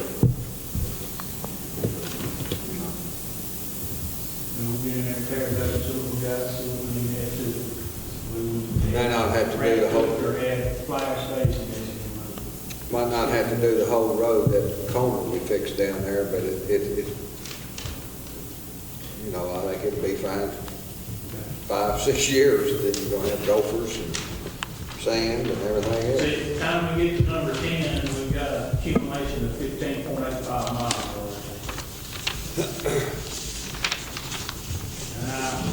I don't know if we'll make 15.85 miles this year. But I'd like to keep going because I need to know, you know, if we get these finished, I'd like to start prepping these other ones for the following year. Through number 10 is actual seal coating. These are prep and seal coat. Some of them, you know, we can do some of our remove and replace work, or do some patching. On the ones that we completely rework, we're gonna have to do them and seal coat them on the same year. Because if I'm trying to save money, I'm going to a seal coat surface instead of putting coat mix on top. So I'm gonna go from a $40,000 surface to a $14,000 surface per mile. But if I rehab it that way, I've got to seal it again. How many of those top 10 have already been reworked?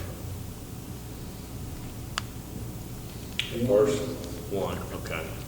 31 feet. So this is a year when you're going to try to rework and seal coat within the same building season. Yes, I won't have a choice. And that's what we're kind of doing on this first one, this 1065. We was kind of practicing with it just to see if we could get the cost down on it. And we kind of started with it where we packed it all in and just primed it. And through all this rain and stuff, it just has just a few little small holes in it. We just prime on it. Now, That's just a little short section from the railroad track back to the front. Correct. And had we been able to, we didn't know what it was going to do, but had we chip sealed that just right behind that, or was able to, we did it in November, so there wasn't any way we could have done it anyway, but we just primed it. So it looks like if we would prime it and then chip seal it right behind it, that's going to hold our cost down a lot. So, You're saying that's possibly going to be the way of the future? Not to do it over 2 seasons? 100%. I think a lot of it's going to be that way. The ones that are in good shape, we can prep them in advance and seal coat them next year. But the ones that are in real bad shape that need to be completely reworked, or a lot of it needs to be completely reworked, we're going to have to seal coat again, because that will be the surface. In other words, we'll take the bowl bag in there, we'll chew it over. You know, if it's a long section, we'll chew it over one end or the other. We'll compact it back down, we'll prime the surface, and we'll seal it. That's it. Well, I was always kind of confused as to why you waited a whole year and risked a lot of deterioration before you came back and seal coated. Well, a lot of it, you've got a lot of work to do, for one thing. If the ones like Jimmy's over here on what is this, 4660, I don't think it'll take that much. We won't have to rework it from one end to the other. All we're going to do is go in there and do some remove and replace work for some of the base failures. And I think that's the majority of what this one's going to be.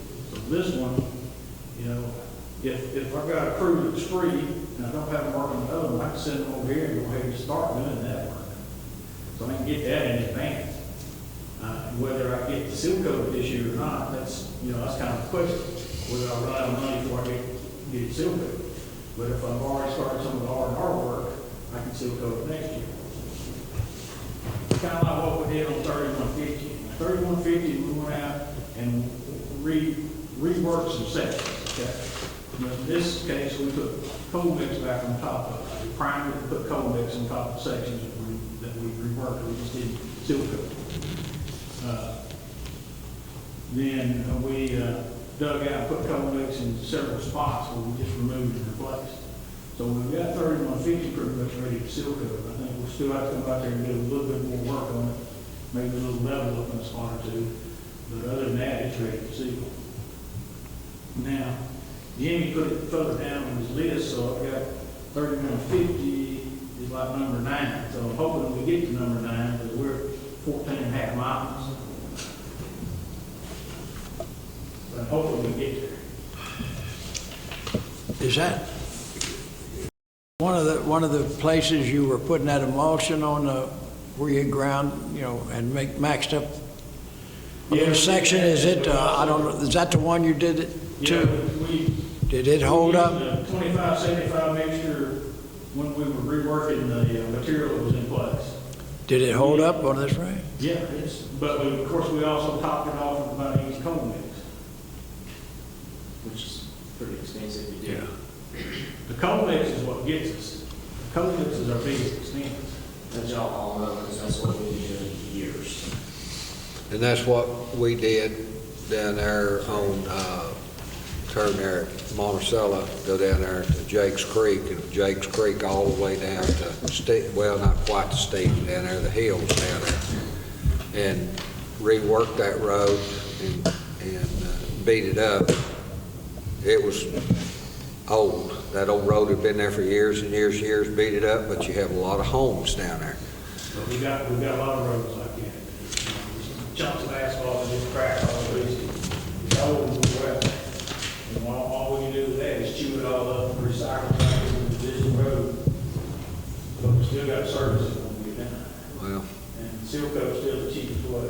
we fixed a ton of soft spots through the years, all the precincts have, and we don't have near as many as we used to have, because used to, they just pulled that together, put oil in it, mixed it up, and laid it down 70 years ago. And it was fine, until you got log trucks, chicken trucks, all that stuff. Trash trucks. Trash trucks. Trash trucks. I like the smaller trucks. They don't tear the roads up like these big ones do. But down to, we're gonna get to, number 9, 3150. And there's, Mike's Horseshoe Road for number 10. I've got, of course, I'd like to get about two years worth of roads on here better. Now, each year when we sit down and have this meeting again, we can reprioritize what we've got. But for the first, I'd like to be pretty much locked in on the top 10 today if we can. Well, that 26, 40, and 50, and 60, it's a loop what it is, but it's really 3 different roads. Right. And, But the whole thing's only 1.3 miles. yeah. But there's a lot of people that live in there. Then you go back up there to 2330, it's 2/10, and it's a base failure there, the road that was built to county specs and didn't hold up. But I built this list based off of all the priorities, and I was trying to get most of the priorities in here first before I went to your second priorities. And I was also looking at the number of miles in each precinct of the. You know what tore that 1065 up, don't you? It was in good shape at one time. Then the law came into Winfield, and all them heavy overweight trucks went through that county road. The law's not there, now they quit coming down through there, but it'll hold up a long time. So, are y'all good with this? Y'all want to move anything around?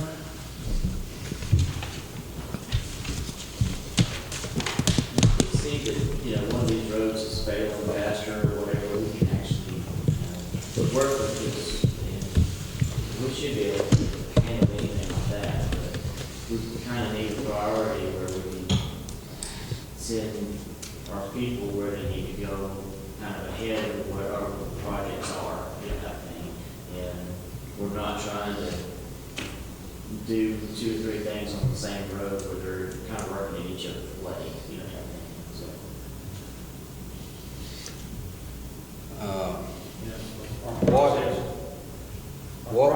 Go ahead. We'll come in there and we'll probably send our side cutters out there first on these roads. We gotta be able to get our equipment all the way over to the edge of pavement, okay? And that was one of the problems we had when we started doing some of those other roads. We didn't side cut them first. We went side cut them first, or maintain them, we got to do that. We'll pull the ditches. We'll take care of all our cross drain structures that need to be replaced or extended. Then we'll start our actual road work after that. We'll probably chew it up with the ball mag and look and see what we've got there. If we need to add fly ash base, we'll add fly ash base to strengthen it up, or we'll add grass to strengthen it up. One of the two. Now, if we got enough, it looks like we got good existing material, which most of the time, more likely we don't. We probably want to add something to it. There's a reason it failed in the first place. And it may just be because it got old and wasn't waterproof anymore. Yeah. And I know you do this, Roger, I just know you well enough to know that you check all the cupboards. We try to put in longer cupboards. 'Cause I have run off the edge of the road and dropped on a little old 12-inch cover or something, but I know you were putting in longer covers. And we've got to do that. You can't just let the cover come up to the end of the road. But the cupboards and getting it ready to fix and stuff like that. I noticed y'all put one over here on 2040. It's a little horse show where Rosie lives. And it looked good. That was, the existing one was completely clogged up and heat out, so we just did and hooked it up. Well, Saw some wet rain. are you looking at putting in rubber coated cupboards? No, I'm usually going with the plastic ones most of the time. Okay, that's the best. Any of the metal ones y'all put in the past and backfill it with flash base, the tops got heat out. Yep. Mine that rubber coated are still in there. Yeah. We put our first rubber cover in up there where Gail Mike Love lives, down there at that little triangle. And that sucker was put in 91 and it's still solid.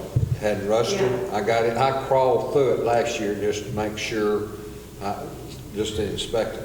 And it's still rubber coated. But we're using mainly the plastic ones that goes on plastic. Plastic's the best way to go. The only bad thing about that, you hope somebody's not burning leaves. It's just now ringing. They set those leaves on fire and your Let's see cover if anybody catches on answers. and burns out. We got one now, somebody burnt 4 foot off the end of them. That's the only bad thing about fire. But as far as the list goes, guys, are y'all good with this, or? It's kind of a lot to take in when you start messing. What's the matter with you? What's the matter with you? I'm okay. You okay with that? Yeah. I did like some of I can live with it.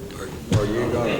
Maybe the latest getting all of this down to like number 10 is we was kind of counting on that packer we asked for earlier. We're going to do with what we can do, but we may not get that far. So. Well, I would encourage you, if you see that it's definitely hindering you, that you come back to us quickly. I mean, don't wait till the middle of the season. Well, the bad thing is, if I wait too long, they're all going to be gone anyway. You know what I mean? So it's one of those things like that water truck. During the season, they're ready to go. You know what I'm saying? Then they're all rented out. Okay. You know, so I run into the risk of that, but I'll do my best to see if I can find one after, you know, we find out that we're going to need it. On that water truck, I know you, I always had you doing research, and I know Rogers, because a lot of things I'd ask him that helped me. Did y'all research on that water truck and find a good truck? I sent out 10 over 9 different companies that had those trucks, and hopefully we'll get bids back this time instead of just one. And I talked to like 3 of them, and they said there was going to bid on them, so hopefully at least they will. We've told them exactly what they need to do, make sure they send it in an envelope that's more, See, you know, see the Okay. bids on You that gotta, side. if you're gonna bid it out, you've gotta go through that first certain Hopefully we get procedure. some this time. We did some of this last time, we still didn't get any bids.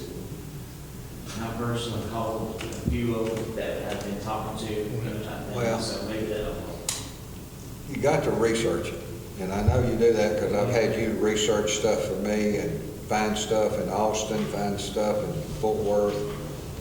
You save some money if you can find what you need, quite a bit of money. Thank you.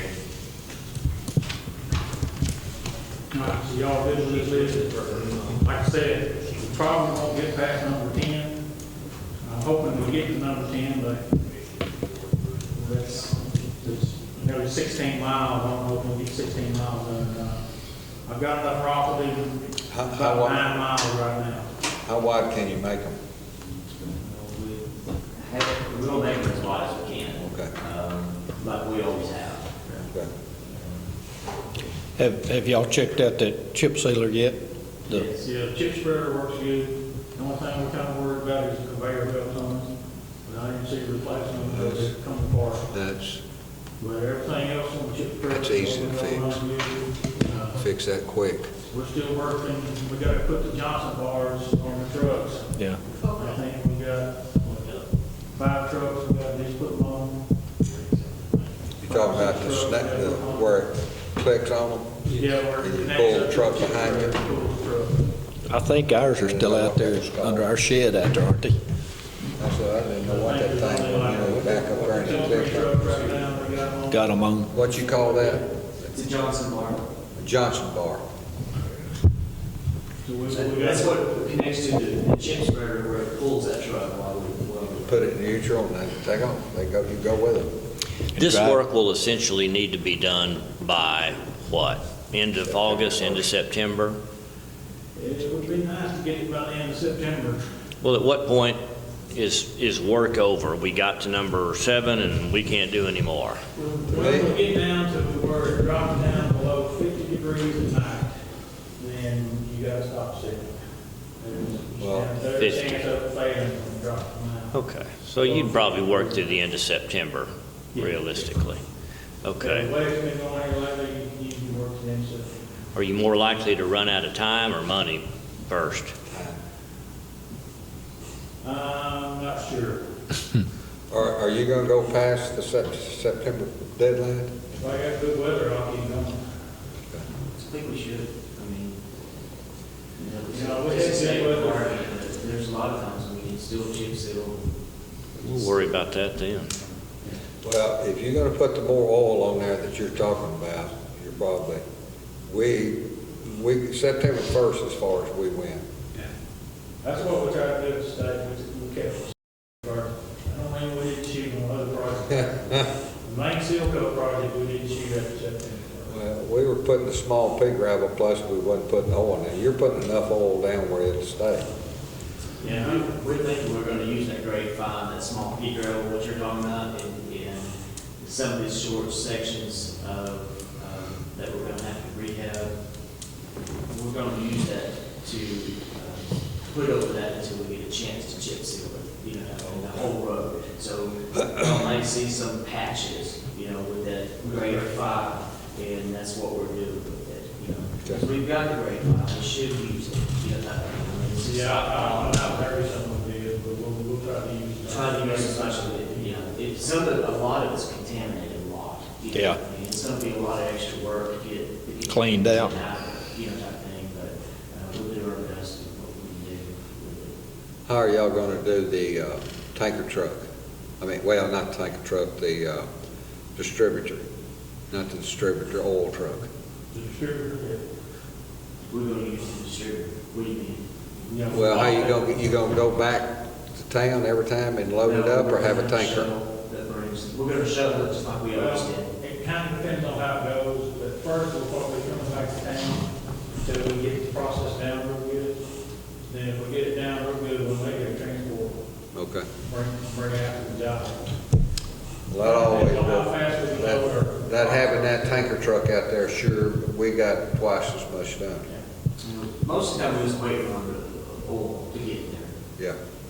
That was the biggest problems whenever we did it before. Keeping enough oil there. But keep in mind that trailer that we have is smaller than what our truck is. I know. So that's going to be our biggest delay. I can see that. They bring it out? Don't they do They it? will. They can bring it out, it costs you more for them to bring it out. Then if you don't shoot it on, they charge you a demerge cost to restock it. So there's drawbacks to doing that too. Are we gonna be working 8-hour days or 10-hour You days? could, We're gonna try it with 8 hour days. We'll see how it works. We'll see how it goes. Because like I said, you get up there, and, right, get up there in 8 hours, you still got stuff you need to get out and oil, you know, and Oh, yeah, no, But I don't think you're gonna see us go to straight 10-hour days for a month. but no, just say 410s or whatever. Seal. Right. Finish it, and then we work on the and we've always done that. I mean, even when we was Chicks Hill before, if we lacked a little bit. Right. And it's going to run us over an hour or whatever, we've always done that. You Our keep, biggest problem would be keeping all our equipment on. Oh, yeah. Yeah. And that would be our biggest obstacle. you keep running till you run out of oil. You Oh, don't yeah. stop. Like I said, it seemed like it'd be a lot better if you done that. We've been out there Chicks Hill and we ran. Right. But we had just a little bit of, it's not good, absolutely not, but you have to get rid of the oil somehow. Or fairly soft to be, or. It's probably better paying your stocking fee. If everything's clicking good, you can get a lot done. Oh, yeah. Happen real fast. I think it's gonna take, these guys gotta get used to working with each other, and everybody's gotta learn their jobs. And a lot of It's people, gonna take a little bit to get the bugs worked out. yeah, and a lot of these guys have never Chicks Hill before, so it's gonna be a new experience. If, and I'll Yeah, tell you it's good. something else I did that really helped. All that people down that road knew I was gonna seal coat, and what date I took a letter to every person on there. If they wasn't there, I put it in their door. And I let them know I. We'd expect y'all to help us with that. It'd be great if y'all would do that. Big chest for y'all to be able to. I love doing stuff like that. I eat a lot of dinners like that. Then we can run it in the paper, just kind of. Run what in the paper?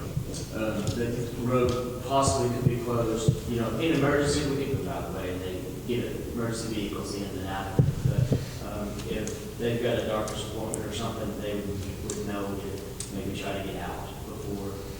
Because whenever we start chip sealing that road, a lot of times it's doing. Can you put signage out maybe a couple of days before? Use your barricades or something? Say this road will be closed, or Y'all might wanna do this, but find out when they're gonna work it. It'd be good for y'all to go down that road and give a piece of paper to everybody.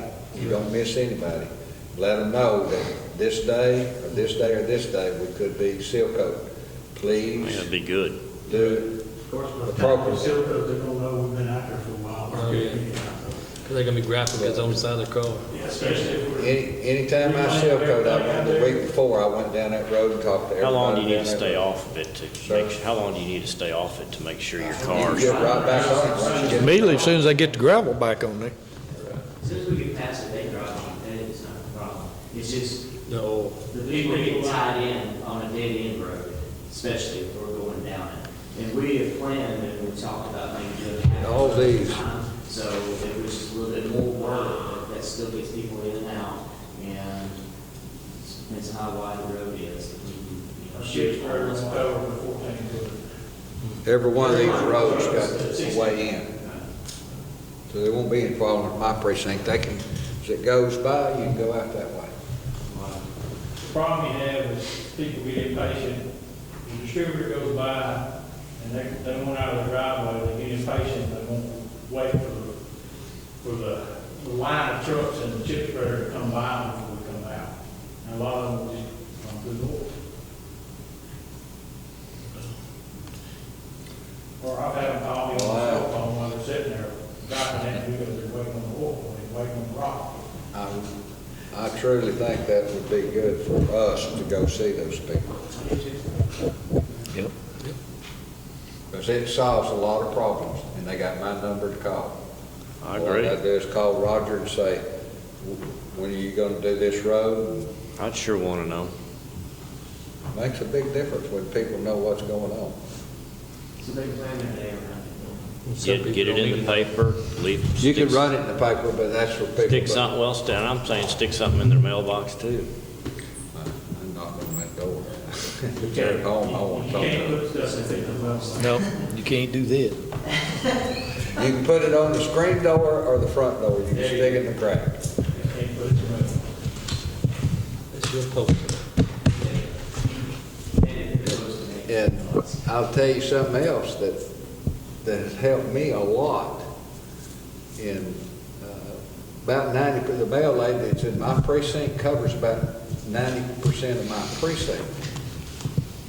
And if she sees a tree down or a limb, she leaves me a little note and puts it in my mailbox. It has helped a lot of times, so you might see kind of who's doing that and see if they could help you. They may not want to take time to do it. All right, are y'all in agreement with all this? I am. Okay. What was it? Mr. Riddles was, he made a motion for it, you said we'd do it.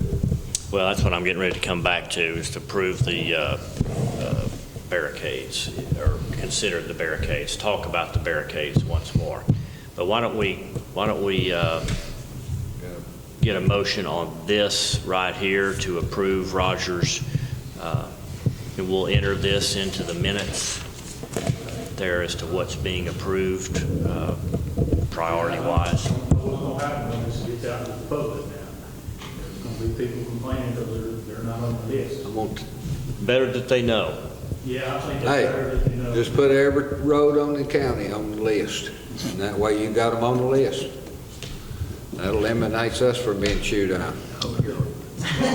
This list will change every year. Well, I'll tell you what you could do, Philip, if you, either one of you, write an article and give it to John, and then that way you'd have an opportunity to comment on, why we're doing these, when we'll do these, what it will involve, tell them as much as you can tell them. And, we realize this doesn't get to everybody, but this is a long-term approach, and here's what we're doing to make these roads, as good as we can for as long as we can. And we've identified 15 miles this calendar year that we're going to focus on, and tell them where they are. Now, if oil prices shoot up, just get ready, do half of them. Yeah. Because that's what that does. It all depends on, what all we find out there, about the culverts and everything. That's no change. Got to be figured in too. That oil's going to determine everything, how much it costs. You need a motion? But I think we can get to the top 7 here. Yeah, let's do a motion. Motion to approve the road engineer's proposed 2018 priority list. Well, let me get Joyce back in here. Yeah. 3290, they're planning about just putting fly ash on it, on the back part. Yeah. Are you gonna? We don't have 3290. Well, I'm just saying, that, like I said, not they're seal coated, because whatever, just like at 30, they just to get it, we're just halfway passable. Yeah, I mean, this is, we're still going to do routine maintenance. Right. So, I mean, we got some bad shape, we'll go out there. Like I said, We're not going to fix it for you. No, right. Like at 3290, like I said, if you could, we could just break it up and pack it back down. Just on that same half a mile. And that draw. That draw around the curve. Yeah, I like what we're just go back and see what all of this about there. Pack it down. If we get it. Right. Problem with flag, That's been there a while. Yeah. Okay, we've got a motion here, and the motion is to accept and approve the road engineer's 2018 priority list. Accept and approve road engineer's 2018 priority list as presented, and we'll give you a copy of this for your minutes, of a list and a map. That was made, motion was made by Mike Fields, but I don't remember if we did a second. I'll second. Commissioner Riddle seconded. And now we're ready to vote. All in favor of approval of this proposed 2018 priority list, say aye. Aye. Opposed? All right, so that's unanimous. Now we're going to come back and discuss an item that was brought up in the regular meeting, and that had to do with the barricades. So. Made a motion about 12 there, and I seconded it. Oh, I don't remember that. No, didn't see that. Okay, I'm No, I asking. said, he yeah. suggested we continue doing it as we were doing it. Yeah, maybe by 6, as I was gonna say, when we decided. Just by 6 more. Yeah. Let's just try to see what we can do, rather than having that big expense. Those things are, I'm telling you, maybe it's just a my part of town, but we put them up, they bust them, they run over them, it's just it was a rough job. I never dreamed of that before I got involved, but I mean, something was always happening to them. It just seems like. I had a guy come up to me after the meeting a while ago, Steve Hagan actually, and give me a deal. They made some out at the power plant out there, he said, out of cattle panel, and fixed the uprights and fastened the cattle panels to them. And he said you could bend them if you need them wider, you could straighten it out or bend them or whatever. And he said you could put your sign in the center of it. And he said it's real inexpensive. He said you got to have a base down there on that upright big enough to hold it, keep wind from blowing it over. But said that was a real inexpensive way that the power plant closed off stuff out there. So I give it to Roger, the diagram he had drew out on it. So Most of these devices, they crash tested. Yeah, they made the whole thing. Yeah. They helped me.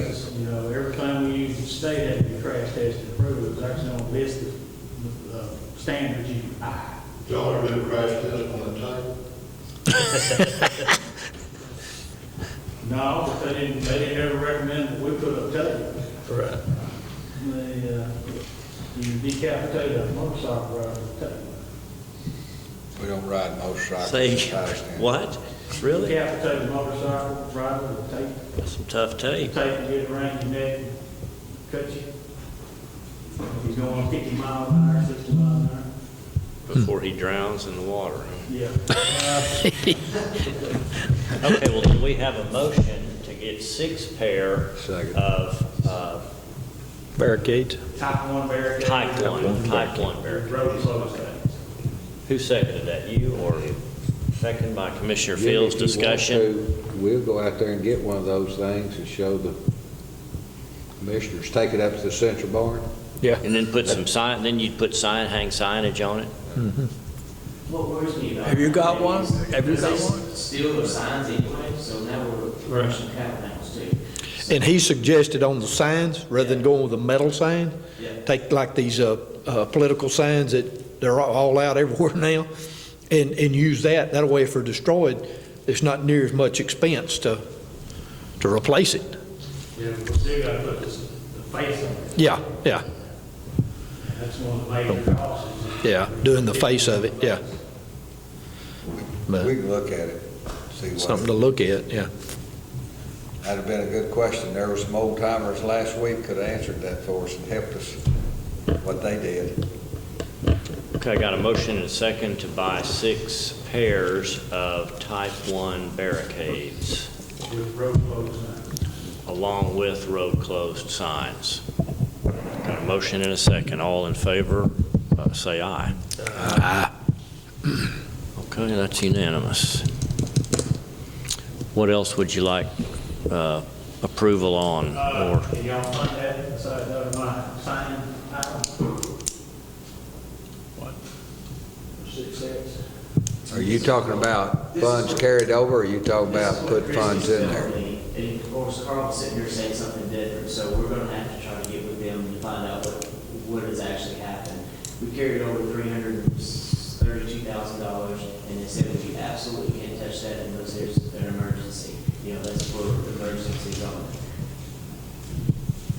We're gonna have to get clarification. So if in the event that's true, then we would like to use that money for these barricades. If we could. that doesn't sound right to me. It didn't sound right when it. Whatever was unspent and carried over, It didn't sound right when it. That's the way it's always been, Judge. I don't know.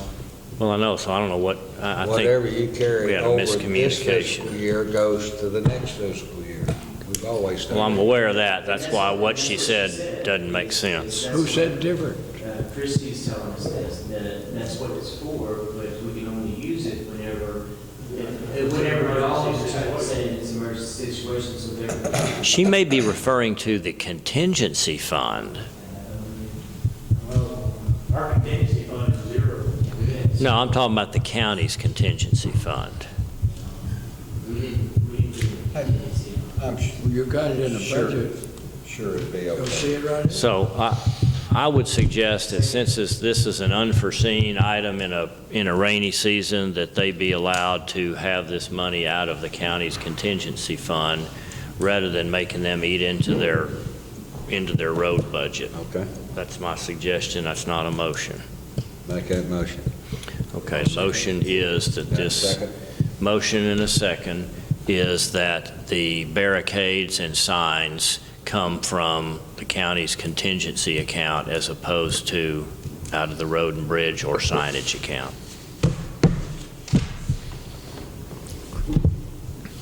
At least this round of them. Okay. All in favor, say aye. Aye. Okay, opposed? Commissioner Riddle.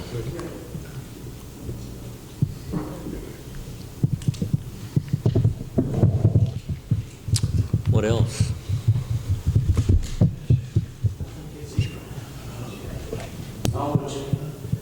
just trying to rethink that compactor, if y'all don't mind. We're trying to do without it for sure, but I don't know, I'm gonna do it early, so when we kind of know where we're at on it. If y'all Refresh my memory of how much that was again that you were thinking about. Rent one for 33. The most is gonna be 33,000 for 6 months. And that was coming out of your budget.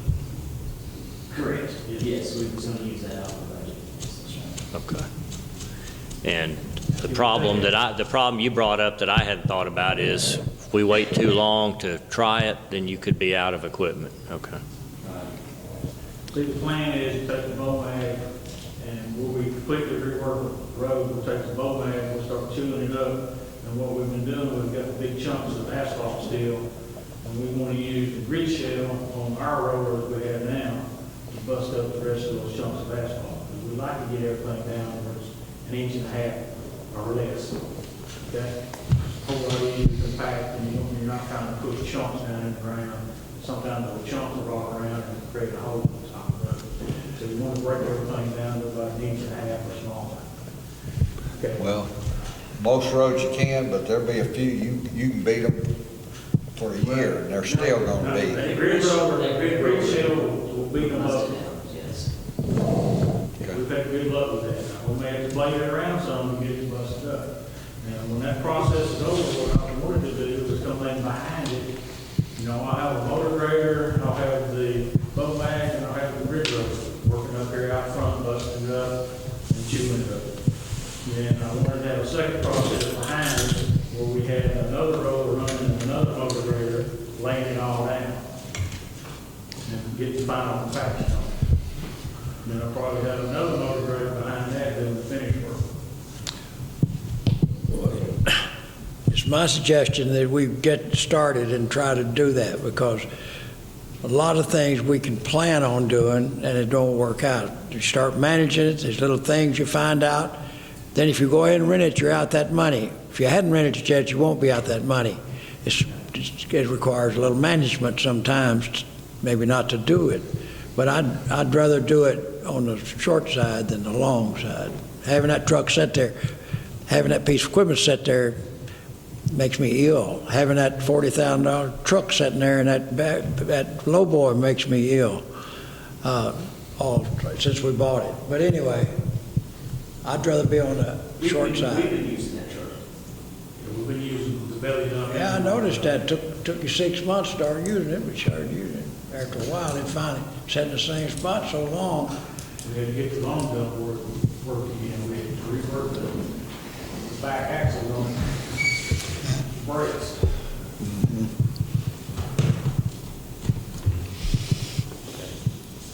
But without the second roller, so we got to change the drum from the grid drum to the pad foot drum.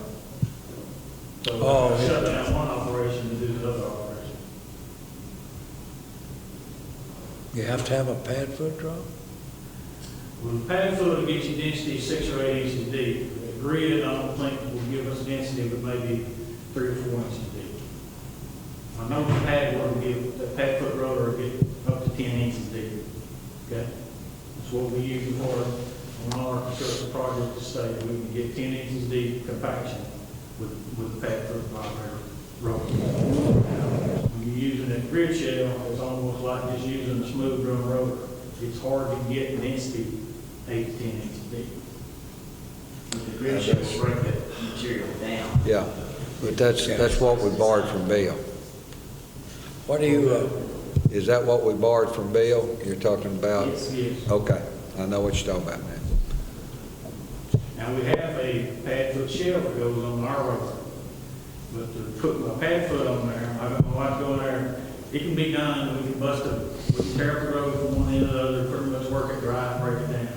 And I have to change the shells out, then start over again with the pad foot and roll from one end to the other. Add more sugar to it at that time. do they change those drums on those? Yeah, we can run ours 3 different ways. We can run a smooth drum, a pad foot, or a grid roller. On the one we got? Yes, on the one we got.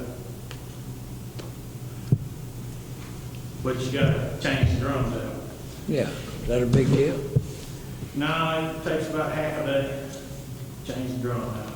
But again, I'm not going on down the road with my first process. Because I don't have my grid roller running anymore. Because I made the pad foot roller now I'm back behind it, compacting with some depth. Whereas using my grid roller, I'm down all my pieces. You gotta stop the process and go back and do this process, and then come back and do this process, and then come back and get this and move it up. Yes. And I think we can use our small steel wheel roller to put the finish work behind that. Yeah. Roller. Yeah, it would work, We've got steel a plan. roller. It's a doable plan. It's just, Okay. it's going to take some training and, get the guys used to doing it. And we did a little bit of it already this last year, so I think this year will be really good. Where they can do it, kind of right off the bat, I guess. Well, how about just letting it run on for maybe 3 months this summer?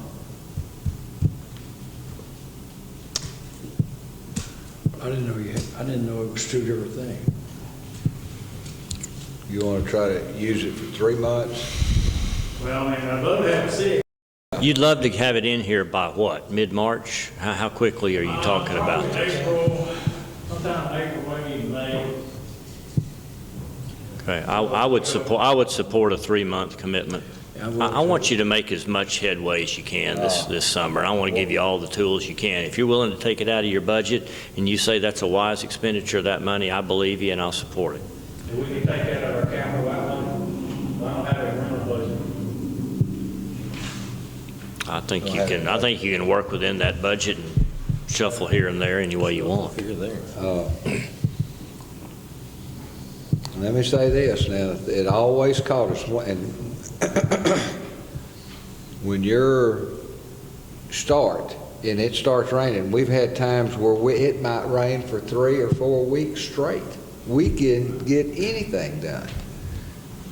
And we may want to try at first without it, then if we schedule it for later on in the summer, because I'm scared, you get into March, April, May, Those 3 raining months. on us, then, yeah, we're paying for a piece of equipment that's sitting there. That's right. And we get into June, July, and August, I think, hopefully it That's won't rain 3 like it months. did last year, and we'll have 3 good months that we can use it. Usually those hurricanes come in late in the year. So you're looking at August and September and October. Right. But if I got June, July, and August. I think And then we'll the be process, people here can look at it and see what you're talking about. I know what you're talking about now.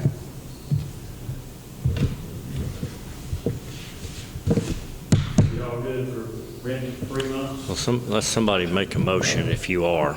I'll make that motion. Commissioner Riddle, Commissioner Applewhite, on a 3-month commitment of a roller rental. Is that the right word? What's the? Yeah, I think we need, for 3 months, not gonna get into it. And we can extend it later on if we see that you're keeping that thing ginning all the time. Yeah, we'll keep it running all the time and real good. I'll try to talk you into buying one. Okay. All right. But yeah, we gotta prove that this is the way to go.